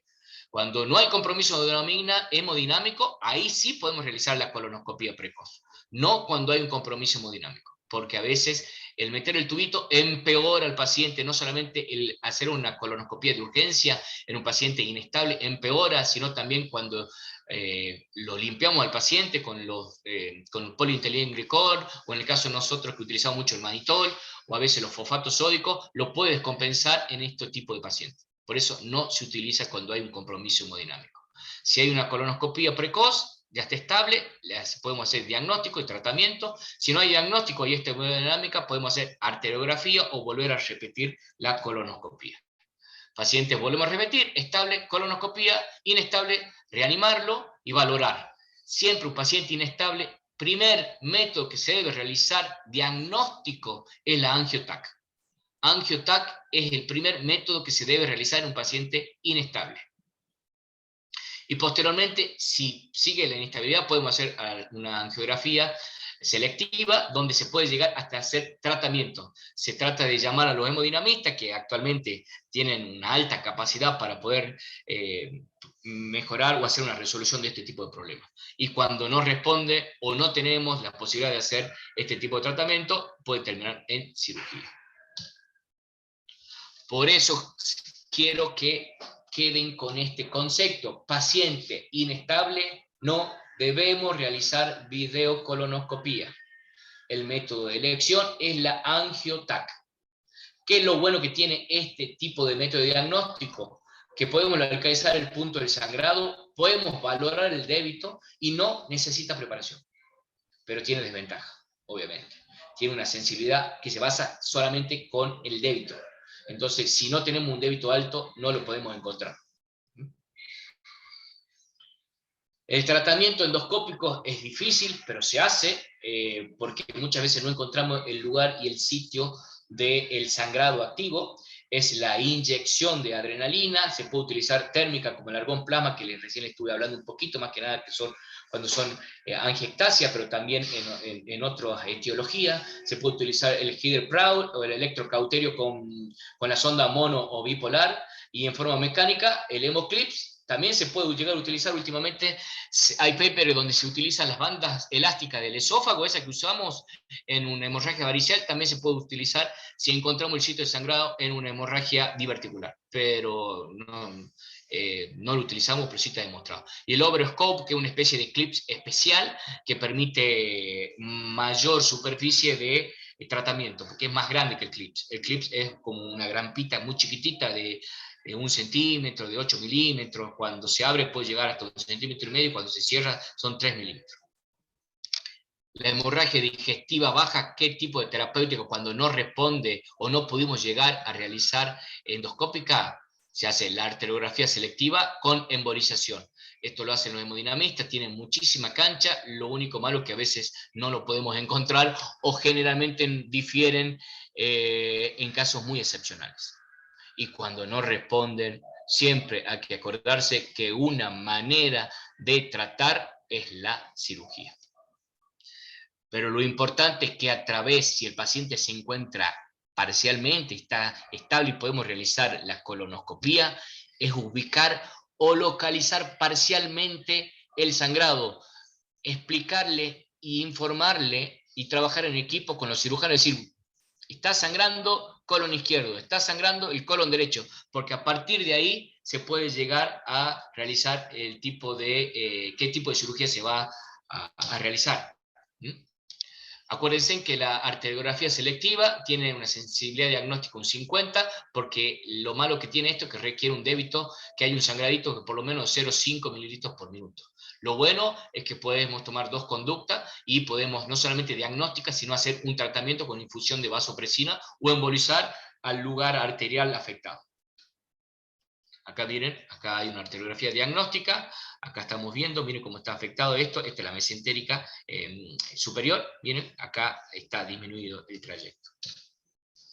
Y cuando no responde al tratamiento, o no pudimos llegar a hacer un angiotac, o localizamos el sitio del sangrado a través de la colonoscopía y no pudimos hacer una arteriografía selectiva, hay que hablar con el cirujano y valorar si es un sangrado derecho, si es un sangrado izquierdo, y según el cirujano va a valorar si hay que hacer una colectomía derecha, una colectomía izquierda, una sigmoidectomía, y ojalá que no lleguemos a esto, porque generalmente las complicaciones son altísimas posterior al mismo.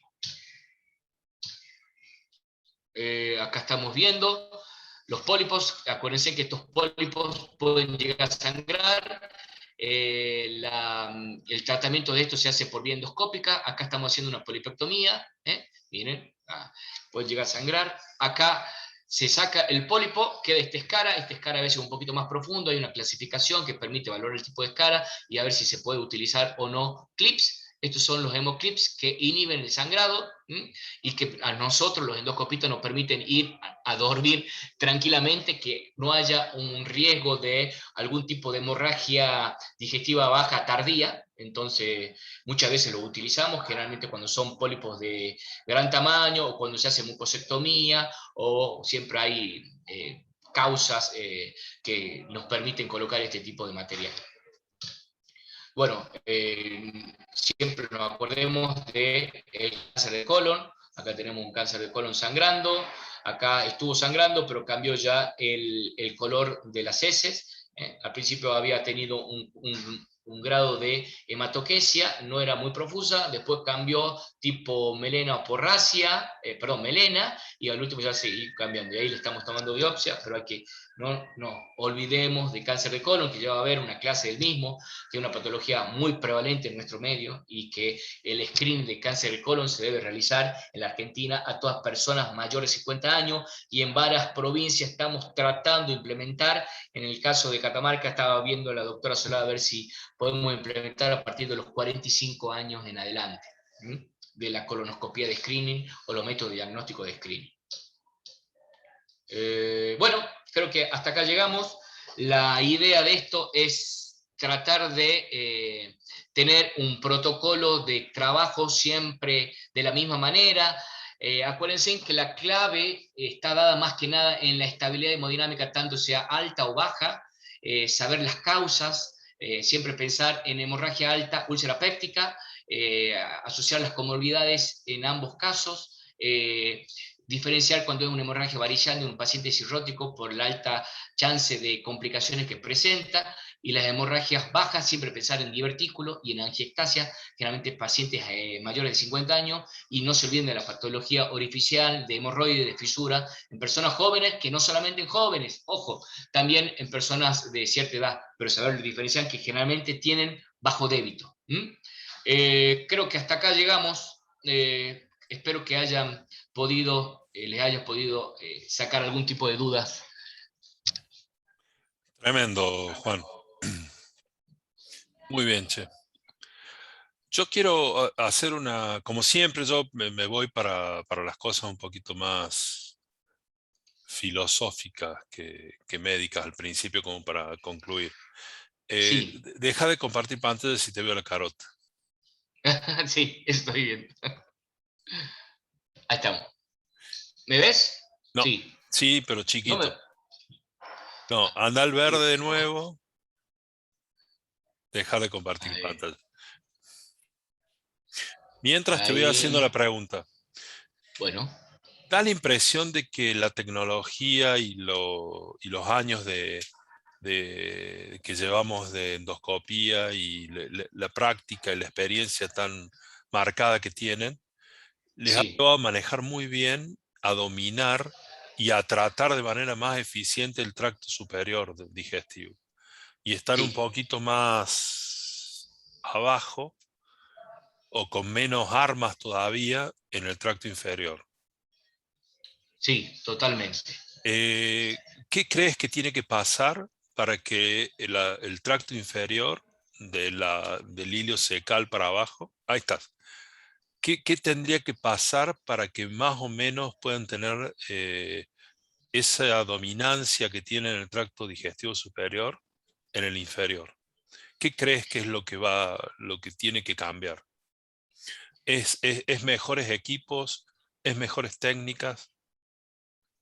La técnica cambió muchísimo en los últimos años, muchísimo, y los recursos endoscópicos cada vez hay más tecnología.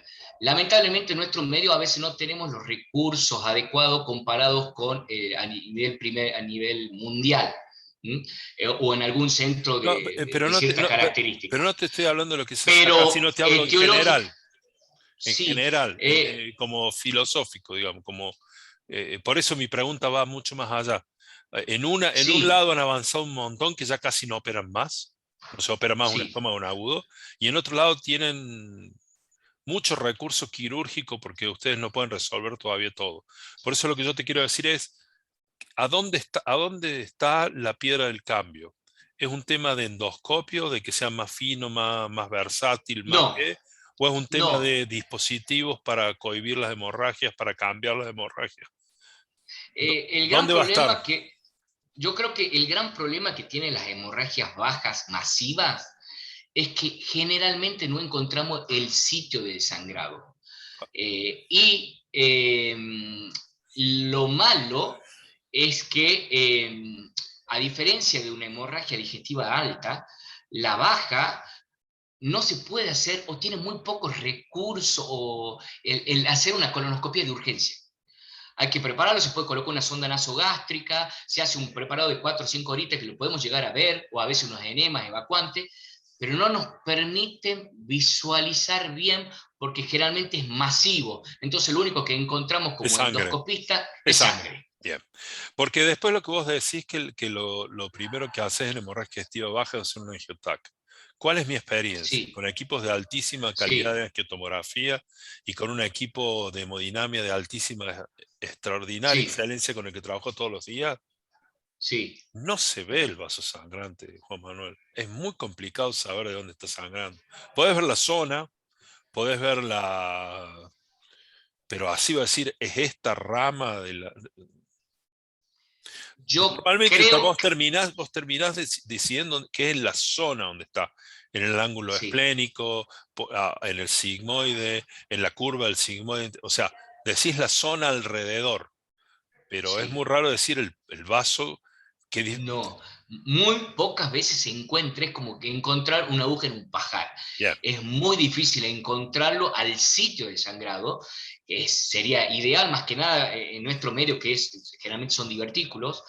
Si encontramos una angistasia sería muy, muy bueno. Se hizo y en el Pasteur y hay varios pacientitos que yo tuve que en algún momento los mandamos, donde se puede llegar a hacer el argón plasma, generalmente en este tipo de patología que son las angiectasias. Pero en lo agudo, muy difícil, muy me difícil. encantaría que en esta discusión que está Alejo dentro de la gente, me encantaría que participara de esta con su experiencia. Sí, totalmente. Ringo, mostrate, no seas tímido. Em, ¿Por qué te Y digo otra esto? cosa, Porque ustedes han hay, avanzado un montón. A ver, yo fui en alguna época de mi vida residente de cirugía general y nosotros operamos estómago sangrante. Y hoy en día no se opera más en la residencia de cirugía general. no se Una- opera más. Se opera así puntualmente, cada tanto, un par de veces al año. Tal es así de que los residentes no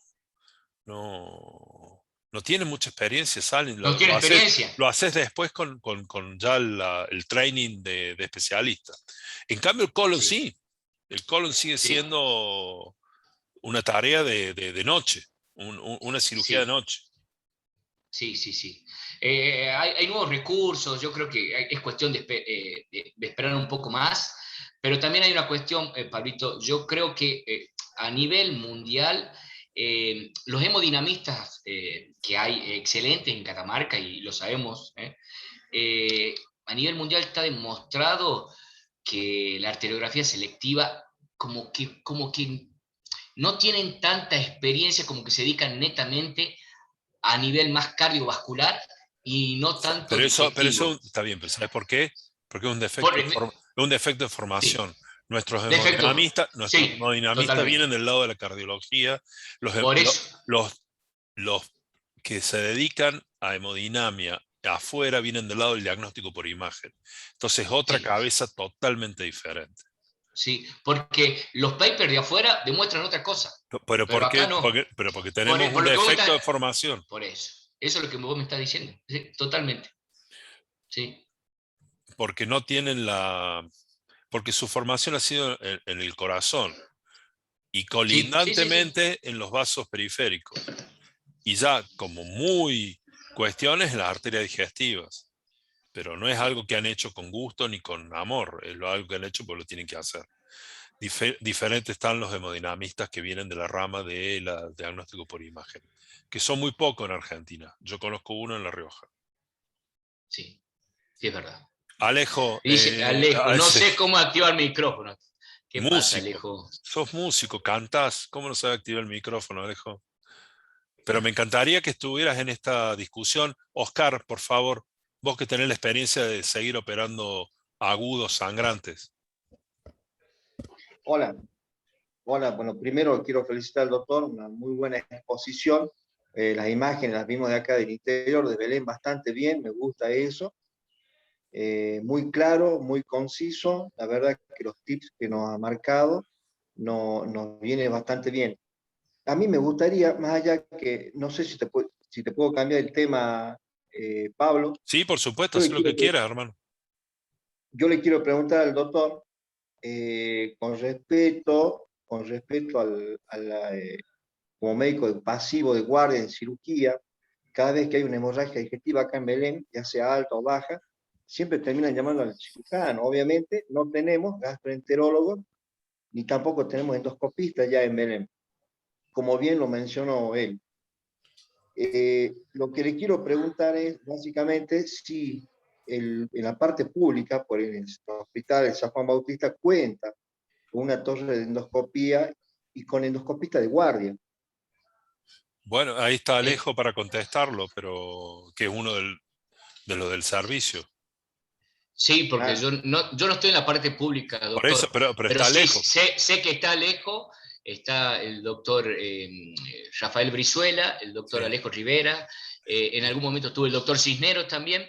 Mira, ahí está poniendo, dice, Ahí está. somos 3, Y dice. ahí está la doctora Yuri. La jefa, que es la doctora Yuri. Los 365 días al año, dice. Sí. Lo que hay que acordarse es que la torre de endoscopía en Catamarca fue la última en llegar. No el Hospital San Juan, lamentablemente, pasó muchísimo tiempo y debe tener la torre de endoscopía, debe tener como mucho 10 años, 11 años, 12 como mucho, porque anteriormente no había. Utilizaban los endoscopios fibros viejos. que Mira vos, cambian mucho. ahí dice que está el doctor Varela también.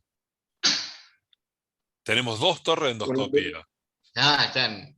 Sí, y muy buenos. Tienen la misma calidad que en varios hospitales sanatorios privados. Centros privados. Sí. No, es impresionante lo que ha mejorado la endoscopía. Hay que haber alguna manera que la Sociedad de Gastroenterología pueda entrenar médicos en el interior. Eso es importante porque si no, hay una diferencia muy grande de calidad de atención entre la capital e interior, que ya la sabemos, desgraciadamente, pero en esto es crucial porque si no el cirujano siempre se enfrenta a la catástrofe y no estamos ayudando. No sé cómo se podría hacer eso de formar gente que se vaya al interior. Pablito, hace como 10 o 12 años quizás, en la época del doctor Mario Scaltrite, él en esa época había intentado armar un servicio de endoscopía móvil de la provincia, por parte de la provincia, para que de esa manera se pueda llevar este tipo de servicio hacia el interior. Bueno, obviamente no sé en qué habrá quedado ese proyecto, pero obviamente sé que no se cumple en la actualidad, pero esa podría ser una alternativa. Sí, sí. Yo creo que deberían hacer de la sociedad de gastroenterología, ver cómo se podría hacer para que alguien rote Sí. y que la salud pública lo pague. A ver, Alejo, abajo tenés una barra que tiene un microfonito, pulsa y que dice mute o dice unmute, o sea, mudo o no mudo. De los tratamientos, hay cosas que ya están bien, que hace 20 años eran bastante revolucionarias, como las bandas, como pinchar una varices. Sin lugar a duda, la hemorragia varicial es lo peor, es lo que te puede realmente costar la vida, si no lo... No, yo hace 30 años, cuando hice cirugía general, nosotros teníamos solamente el de Sestaken en Blakemore como única cuestión, como única cuestión y derivarlo a algún lado que le hagan algo. Sí. Si no, había que Pero esa operarlo. sonda, yo soy un convencido que esa sonda, más con los recursos que tenemos en nuestra provincia, la deberían tener en todos los departamentos. Porque te da un poco de tiempo, por lo menos para estabilizar un poquito al paciente y poder derivar. Bueno, pero Obviamente, además de depende. la sonda necesitas el entrenamiento de los cirujanos para operar. Totalmente. Nosotros tenemos Sí, la suerte de tener cirujanos en todos los departamentos y cirujanos sí, con amplísima experiencia, tipos totalmente. muy Y aparte, capacitados. totalmente. Aparte es una sonda de muy fácil Sí, colocación. es Lo que pasa es una que hay sonda que... gruesa. sí, que tiene doble balón, se ubica en un lugar y más, hay que tener un par de pautitas en ciertas, pero es muy buena y yo no lo veo que lo utilizan o que no lo tienen en muchos medios. Ni en los sanatorios privados, te lo hablo. Porque, ¿qué es lo que pasa con este tipo de hemorragia? Lamentablemente, el recurso económico y también, no solamente lo económico, sino también el profesional, muchas veces llega un fin de semana y el fin de semana sabemos que baja y empeora todo porque no pagan adecuadamente o los estudios o las guardias o lo que sea, y a veces se complica ese tipo de situación, pero bueno, es lo que nos toca vivir. A mí me quedó... Dale. Con respecto a los tratamientos, ya que hablaba del sistema Pablo, yo le quería preguntar la efectividad que tiene el uso, en este caso, del omeprazol endovenoso en las hemorragias digestivas bajas, si tiene la misma utilidad y eficacia que en las hemorragias digestivas altas. Nada, porque lo que hace los omeprazoles, lo que hace es actúa disminuyendo la fibrinolisis de la úlcera generalmente, o de alguna acción dentro del estómago del duodeno, y aparte está demostrado que mejora o mejoraría la cicatrización de eso, pero no tiene ninguna acción a nivel de... porque está muy asociado al pH alcalino del estómago y del duodeno, porque va por ese lado, así que a nivel del colon, nada. Yo, la clase que dio Elvio el viernes pasado, no fue tan contundente como vos con la ranitidina, o hablamos de la ranitidina y de la famotidina, en reflujo gastroesofágico. Evidentemente, en úlcera péptica y en todo lo que es eso, vos no es lo mismo que en el reflujo. O sea que eso es una cosa, un tip para que quede definitivo. Lo que pasa es que el recurso ese no lo tenemos. La ranitidina y la famotidina sirve para el reflujo, no sirve para la úlcera péptica. No, ayuda parcialmente, pero no cicatriza. Bueno, no es lo que estamos buscando. Lo que estamos buscando ¿Me escuchan ahí? Sí, el Alejo, concepto típico es que no sirve. Perfecto, o sea que es inhibidor de bomba de protón, del que te guste, desde los de primera generación hasta los últimos. Perfecto. Generalmente lo que se consigue en nuestro medio más que nada es el omeprazol, el esomeprazol y el pantoprazol, no tanto endovenoso estamos hablando, ¿no? Sí. Después los otros nuevos no se No, y deben ser caros. ¿no? Sí, son caros. Alejito. Alejo, te escuchamos, no te vemos, pero te escuchamos. Opina lo que quieras, Alejo. ¿Cómo están, chicos? ¿Todo bien? Felicitaciones a Juan Manuel. Excelente la clase, estuve viendo todo. Gracias, Alejo. Bien, Ringo. Yo quiero que me explique el tratamiento verdaderamente del Helicobacter, y si vos decís que es tan prioritario y en nuestra región es tan mayoritariamente presente, todos los médicos deberíamos entender cómo se trata y a quién se trata, básicamente. Y es un error que se comete, y lo vivo el día a día, y hasta a veces lo cometo sin darme cuenta yo, en todo paciente de hemorragia, cuando le dan el alta, muchas veces porque uno se va a hacer consultorio, porque se va a hacer otras cosas, por tiempo, por lo que sea, o los mismos terapistas, los mismos clínicos, se va sin erradicación, y eso está demostrado que aumenta muchísimo la alta del resangrado que se produce más que nada en el año de una úlcera, de una hemorragia alta. Por eso es muy importante que tengamos. ¿Qué pasa con la incidencia de Helicobacter en los pacientes internados crónicos o con enfermedades crónicas?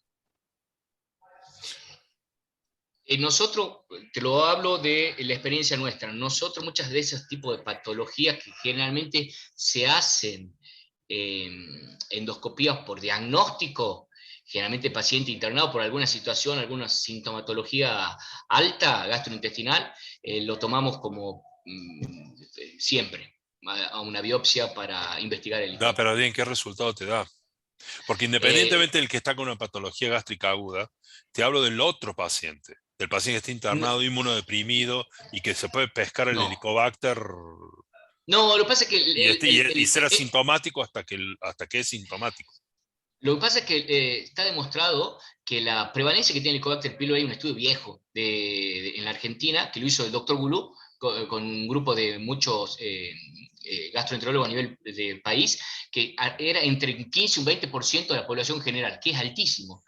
Pero, ¿qué pasa? Hay muchos que no tienen sintomatología. Si uno va y le hace una endoscopia a cualquiera, hay muchos que ni saben que tienen Helicobacter pylori. El tema es que está asociado a un mayor riesgo de úlceras pépticas. Entonces ahí es donde tenemos que hacer el tratamiento. O ahí empezar a hacer el ojo.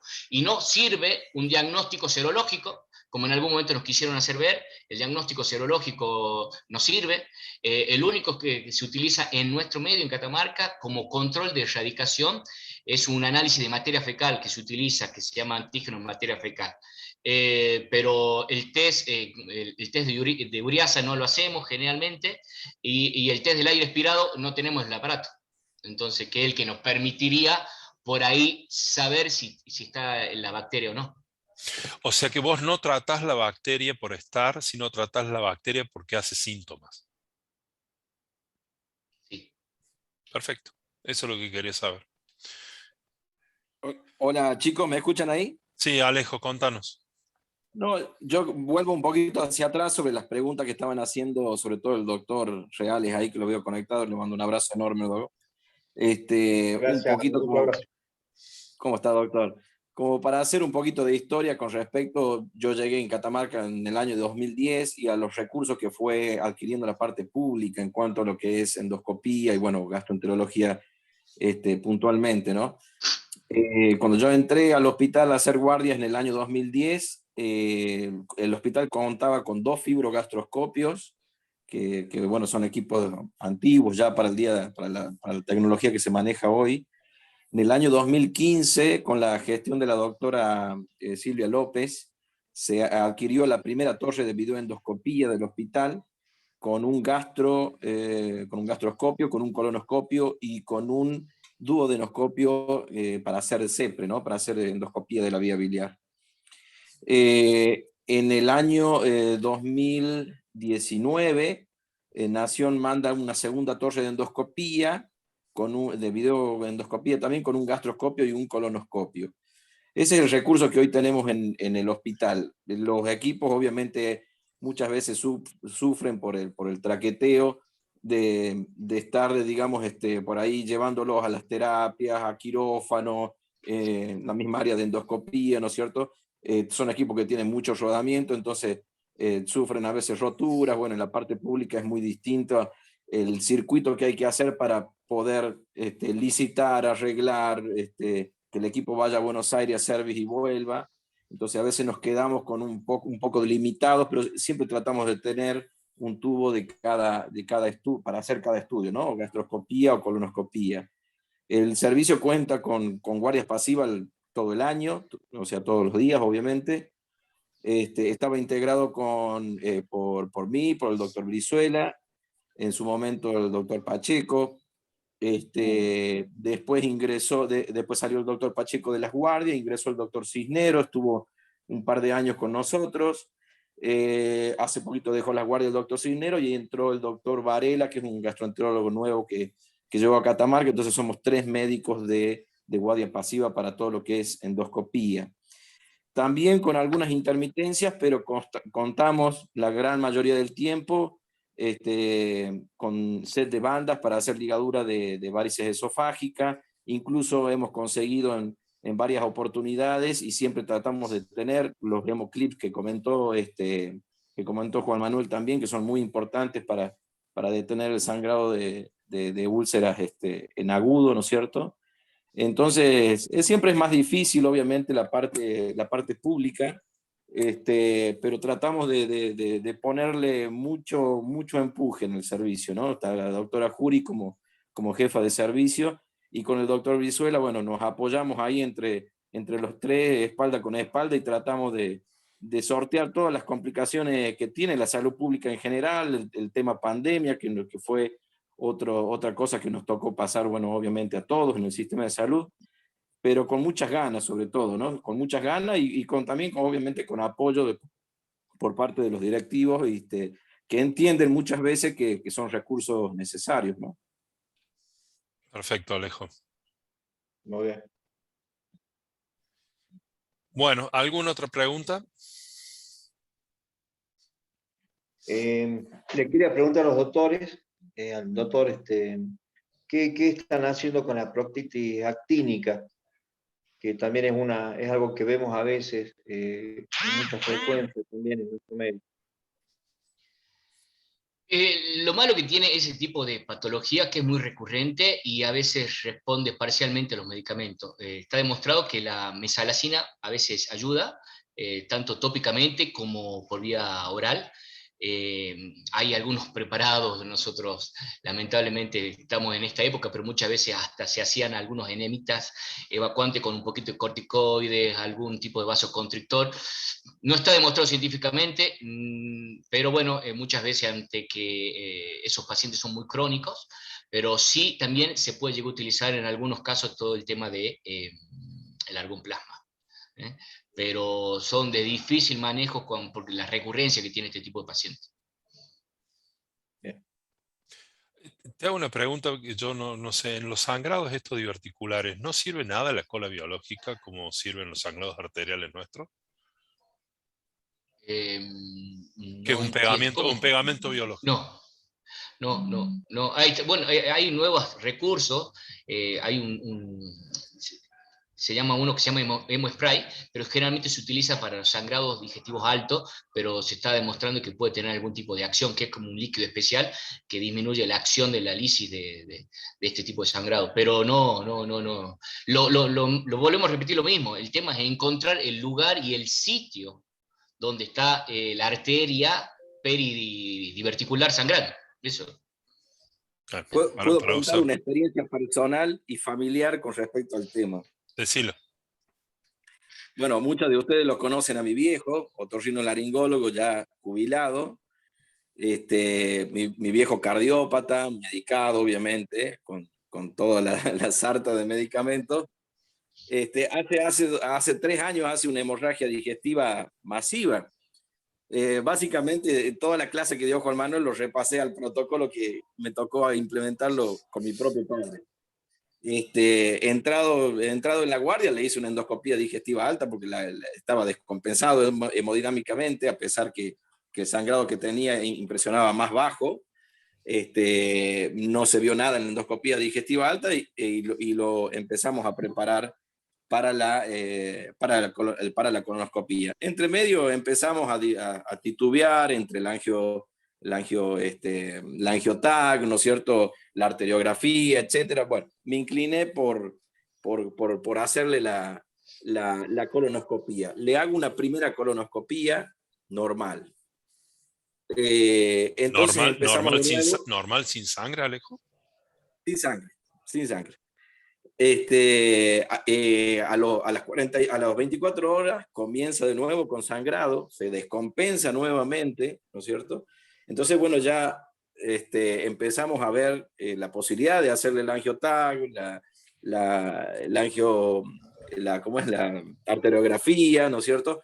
Ya estaba Luis Cisnero aquí en Catamarca, lo llamo, mientras tanto, para ir preparándole el colon también, para hacerle probablemente una cápsula endoscópica, porque ya estábamos pensando en que el sangrado estaba en el intestino delgado, ¿no es cierto? En el transcurso, digamos, de irlo preparando para esos estudios, sobre todo la cápsula, porque no le llegamos a hacer la arteriografía, porque como bien decía Juan Manuel, a veces vos tenés que tener un paciente prácticamente chocado para poder encontrar en la arteriografía un sitio puntual, y como decías vos también, Pablo, a veces termina uno diciendo una región, ¿cierto? Preparándolo ya para la cápsula, ya se pone en un estado bastante crítico. Los cirujanos ya empiezan a hablar conmigo la posibilidad de tener que entrar a quirófano sin saber mucho el sitio puntual de sangrado. Y con Luis Cisnero se nos ocurre hacerle una última colonoscopía, digamos, como quien dice, le pedí, de hecho, a mis colegas que me dieran la última chance de poderle hacer una colonoscopía. En esa segunda colonoscopía pudimos ubicar con muchísima suerte el sitio puntual de sangrado, que era un divertículo, era una arteriola que sangraba al borde de un divertículo. Pudimos infiltrarla y pudimos ponerle hemoclips. Pero pienso que la herramienta más importante para este tipo de casos, cuando uno tenga la suerte, digamos, que le tocó a mi viejo y a mí, de poder ubicar el sitio de sangrado, probablemente sea el clip obesco, Juan Manuel, ¿no? O sea, el clip grande, digamos, ¿no? Donde uno pueda chuparlo a todo el divertículo y meterlo dentro del dispositivo y liberar ese clip que clampea todo el divertículo directamente, ¿no? Es como, para que le explicara un poquito, Alejo, es como una especie de clip con mayor superficie, más grande, que le da mayor diámetro al sitio de sangrado. Entonces no es que vas con el clip que solamente afecta a algo muy, muy chiquitito. Lo malo que, vamos, y volvemos a lo de antes, el tema es encontrarlo en el momento, el recurso económico, que las obras sociales lo cubran, que son generalmente bastante caros, ¿no? Pero, sí, bueno. Totalmente, una dificultad con respecto al tema autorizaciones, obras sociales y disponibilidad de este tipo de materiales en el lugar de trabajo. La verdad que da muchos dolores de cabeza en la práctica.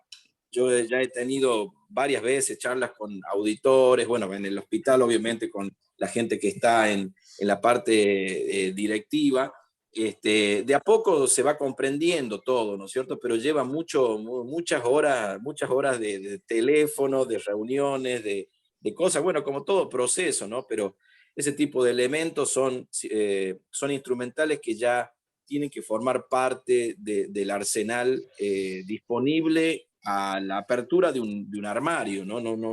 Los trámites que por ahí generan papeleos y todas esas cuestiones no se adaptan para nada a las urgencias de estos casos, ¿no? Yo tengo dos reflexiones y una pregunta que hacer. La primera reflexión es lo que dice Alejo. Hay circunstancias médicas que no aceptan papeleos. Son urgencias médicas y uno tendría que tener las armas que glorifiquen lo que es la urgencia y que toda obra social entienda que uno la usó en la catástrofe y que después te la tienen que devolver. Pero bueno, eso es el mundo ideal. La pregunta es, ¿qué riesgo de perforación tienen estos procedimientos, sobre todo los diverticulares? Y la reflexión es de toda la clase. Se dan cuenta que desde el año pasado hemos tenido 26 seminarios de esto y este año llevamos 16. Y es la primera vez que abordamos un tema donde no hay medicamentos eficaces, salvo los inhibidores de bomba de protones. Todo lo que hemos estado hablando esta hora y media son procedimientos médicos avanzados para toda una patología. Y de la pregunta que dijo Oscar recién, o sea, vos tenés una hemorragia digestiva alta, ¿qué le das? Nada. No tenés que hacer más que reanimarlo, recuperar la sangre, intentar que no se te muera y descubrir cómo diablos parás lo que te está pasando. Es muy raro como enfermedad médica, porque toda enfermedad médica tiene un tratamiento que fracasa o no fracasa, pero esto es impresionante. No tiene medicamentos para tratarlo. Sí, hay cosas que yo creo que en la hemorragia digestiva siempre es un desafío muy importante para todo gastroenterólogo y sobre todo, como decía Juan Manuel, para todo endoscopista, porque básicamente nos cae gran parte digamos, de toda esa maraña diagnóstica y decisiones que tenemos que tomar. Me parece muy importante y muy destacable lo que dice Juan Manuel también con respecto a moderarse y saber cuándo actuar, ¿no? Yo creo que los grandes cirujanos y la gente que ya empieza a estar en la retirada de su profesión, yo creo que escribe mucho y habla mucho sobre cuándo no hacer, ¿no? Los cirujanos dicen cuándo no operar. Totalmente. Esa es la ¿No? sabiduría final. O sea, cuándo no Exactamente. operar es la sabiduría de un cirujano. Exactamente, pero hay tres herramientas que son indiscutibles. Las tres las dijo Juan Manuel, obviamente lo único que voy a hacer es repetir. Cuestiones que han cambiado, son un punto de inflexión en el tratamiento de la hemorragia digestiva. Uno es el omeprazol, con un montón de bibliografía, digamos, al respecto. La otra es la terlipresina. Hay un trabajo francés mundialmente famoso en la década del 80, donde se utilizó en las ambulancias, en el sistema de emergencia de ambulancias de París, el tratamiento precoz con terlipresina en los pacientes con sangrado, sospecha de sangrado varicial, donde digamos, la disminución de la mortalidad fue altísima. El tema es saber y tener un ojo clínico importante como para poder sospechar cuándo es varicial y cuándo no, ¿no es cierto? Obviamente que hay parámetros clínicos que pueden indicar la descompensación. Uno cuando va a acudir a una hemorragia digestiva cataclísmica, como dice Juan Manuel, o fulminante, sabe que hay un alto índice de posibilidad de encontrarse con varices en esófago. Y la tercera, obviamente, no hay ninguna duda de eso, es la aplicación de la endoscopía diagnóstica, pero sobre todo terapéutica, con la aplicación de todos los métodos que Juan Manuel ya comentó. Entonces, digamos, la reflexión que vos haces, Pablo, si bien no hay un santo grial, como se dice, una cosa que vos sepas que le das a toda hemorragia digestiva y va a frenar, pero como presentó Juan Manuel en las estadísticas y en la exposición que hizo él, buenísima, ya te está diciendo que ponerle omeprazol a una hemorragia endovenoso cambia mucho el pronóstico de ese paciente. Y Poder llegar a lamentablemente utilizar, no lo hacen, ¿no? claro, muchas veces no se hace No lo porque hacen. a veces no hay el omeprazol endovenoso en algunos hospitales. Entonces, Ustedes son jovencitos, pero cuando salió el omeprazol endovenoso, que fue una revolución, era carísimo. Y Sí. totalmente. conseguir una ampolla de omeprazol endovenoso era un premio para nosotros. Entonces estábamos con las 6 ampollas de ranitidina y pavadas así. Pero bueno, y estábamos horas y horas y horas de la noche lavando con agua fría el estómago. Yo paso muchas noches de mi vida lavando estómago, al vicio. Y bueno, pero va cambiando, la medicina va avanzando y se van valorando Todos hemos cosas que hecho anteriormente hacíamos. todos hemos hecho guardias en la parte pública y hemos terminado haciendo cosas más por desesperación que por indicación médica, y eso de las 6 ampollas de ranitidina y la sonda nasogástrica y el lavado con agua fría y un montón de cosas, muchas veces uno la termina haciendo porque no tenés otra cosa, o sea, o no tenías otra cosa en ese momento, ¿no? Pero el punto por ahí, digamos, a dar vuelta, ¿no es cierto?, que nosotros necesitaríamos acá en Catamarca, aparte de lo que ya estamos hablando, de tener estos dispositivos en el lugar de trabajo, de poderle seguir dando mucha empuje al tema de la endoscopía terapéutica, en el tema, por ejemplo, manejo de terlipresina o de oteótrido, como decía Juan Manuel. Bueno, Luis Cisneros lo ha promulgado un par de veces de hacerlo, de tener. Es cuestión de instar, de hinchar, ¿viste? De hablar, de pedir. Pregunta, Bueno, Alejo, en el hospital no tienen ese tipo de drogas, ¿no? no, en el hospital No. no tenemos. Y como es en la parte privada he utilizado personalmente yo un par de veces, y donde empieza a generar mella esto, sobre todo en las instituciones privadas, porque son medicamentos caros, que vos te quedan ahí a veces un par de ampollas, el paciente quizás falleció, quedaron algunas ampollas, se vencen, ¿me entendés? Entonces el sanatorio ya tiene temor de volver a comprarle la medicación, eso obviamente el momento que se vence ya no sirve más. Hay que generar una tasa de uso de todas las cuestiones que estamos hablando para poderlas justificar, ¿no es cierto? Pero Yo yo creo que creo que yo creo que ahí tiene Mella y hace un trabajo para explorar de la Sociedad de Gastroenterología, porque tal vez entre ustedes se podrían prestar y evitar que esas cosas se venzan. Y después, Sí. una mano lava la otra. Además, somos totalmente, súper totalmente. pocos y todos amigos. Me parece una pavada que se les venza medicamento y el otro está deseando tenerlo. Yo creo que No, seguro, es esto algo para trabajar entre ustedes. Sí, totalmente. totalmente. Son cuestiones que el omeprazol ya es más no digo fácil, pero es un poco más accesible, ¿no es cierto? Hay que justificarlo bien, obviamente, y no ponerle omeprazol a algo que no está indicado tampoco, ¿no es cierto? Pero el tema de la terlipresina, los lactoócidos, son cosas que son aplicables porque es un fármaco que sí, obviamente no digo que no tenga su costo, pero incluso uno, viste, a veces, en las veces que te toca utilizarlo, tenés que machetearlo porque ya te olvidás, ya no te olvidás, ya te olvidás, digo, el goteo, viste, cuánto tiempo, cuántos Dosis, días, cuántas horas, las dosis, claro. totalmente. Bueno, muy linda charla, che. Me gusta que Alejo se haya sumado. Eh, por el tiempo, por la hora, por el día, los dejo libres. Saludos a todos. Muchas gracias, Juan Manuel. Gracias, Oscar, por Gracias, acompañarnos. Gracias, muchas Alejo, por gracias. acompañarnos. Nos No, por favor, vemos un abrazo grande a todos. nos vemos el viernes que viene con enfermedad celíaca a cargo del doctor Varela. Y bueno, tengan un buen fin de semana, cuídense mucho y pásenla en familia. Nos vemos. Muchas Un abrazo gracias, a hasta todos. luego. Chao, chicos.